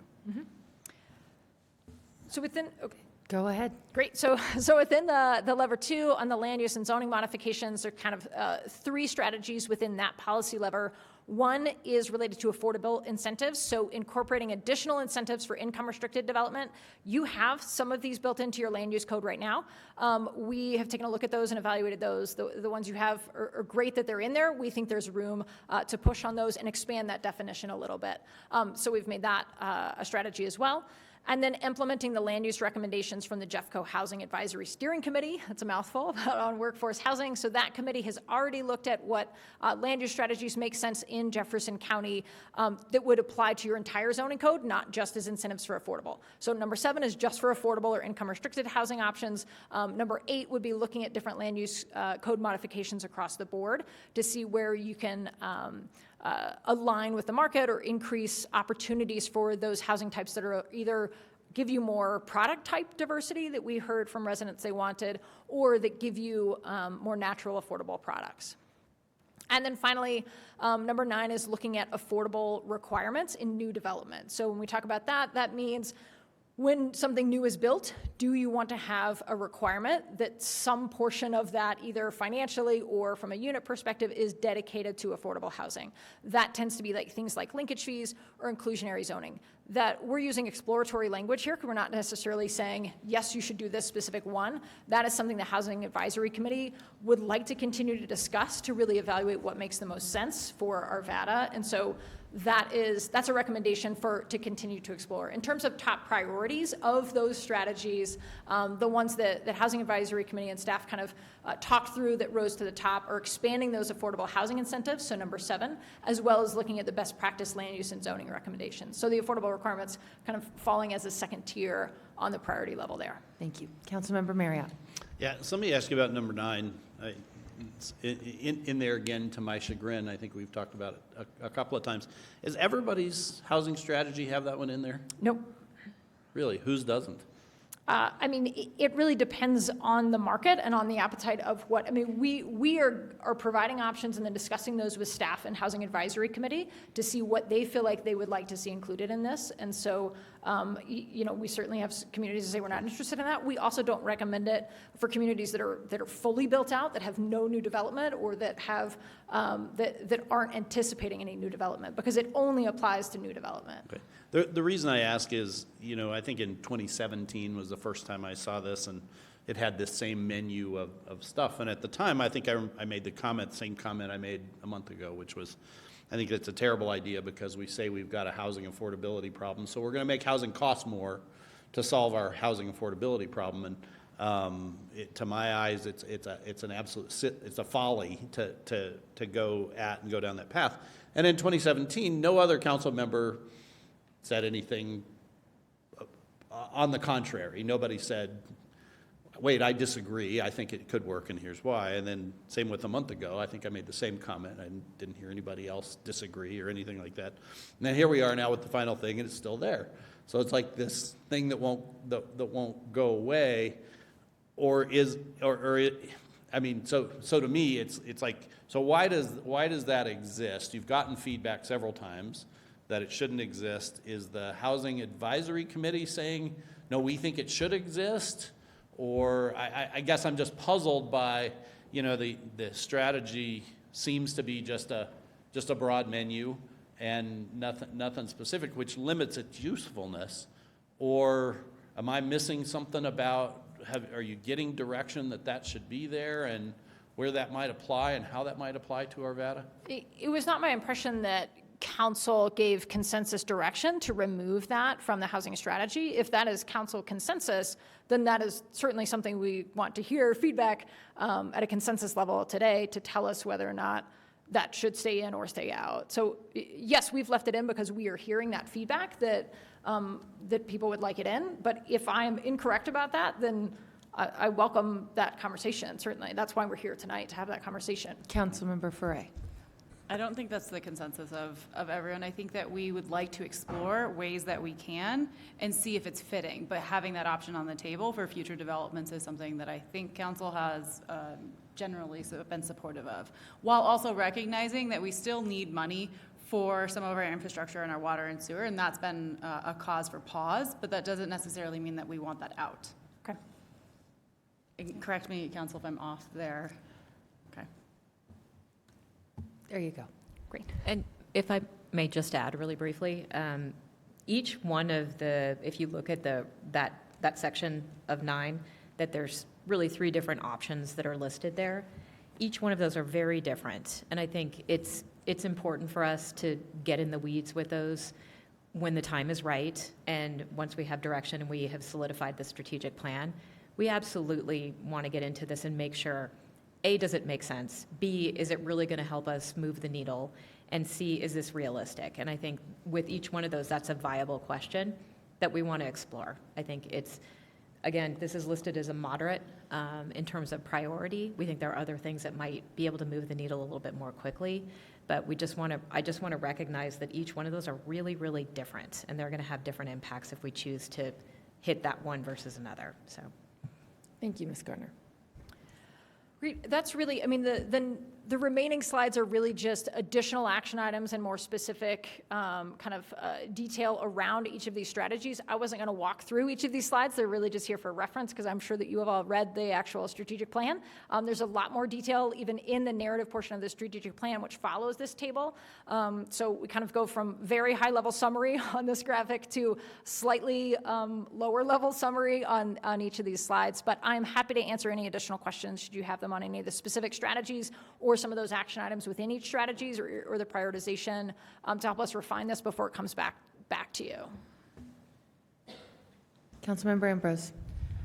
Yeah, I'd like to be on the record that I do support 9, especially the 3 strategies that you have beneath them, except can you explain more? Consider a nexus study to investigate commercial or residential linkage fees as a dedicated source of funding. Yeah, so linkage fee is basically an impact fee for affordable housing. Because it is an impact fee, it legally requires what's called a nexus study, which is basically a study that quantifies what is the impact that specific new development has on the need for affordable housing in your community. So that is a legal requirement if you want to move forward with even considering a linkage fee as an option. Then you have to have a nexus study as that's kind of a prerequisite for considering that, or certainly for implementing that. So that is on there as what the next step would be if the Housing Advisory Committee or you all decide, yes, that's the direction that we want to go. So to Jessica's point, kind of those options, are listed there. Linkage fee is one of those options, and it requires a nexus study. Thank you. Thank you. Mayor Pro Tem Mormon. Thank you. I guess my big question is just as we look to continuing to develop this plan, what are the next steps and timing of those next steps? So acutely, as Carrie mentioned, the immediate next step is to bring the actual strategic plan back to you all for adoption next week, I believe. And so that would be adopting it in this form or any other minor modifications that we might be able to make to address any comments that you all have.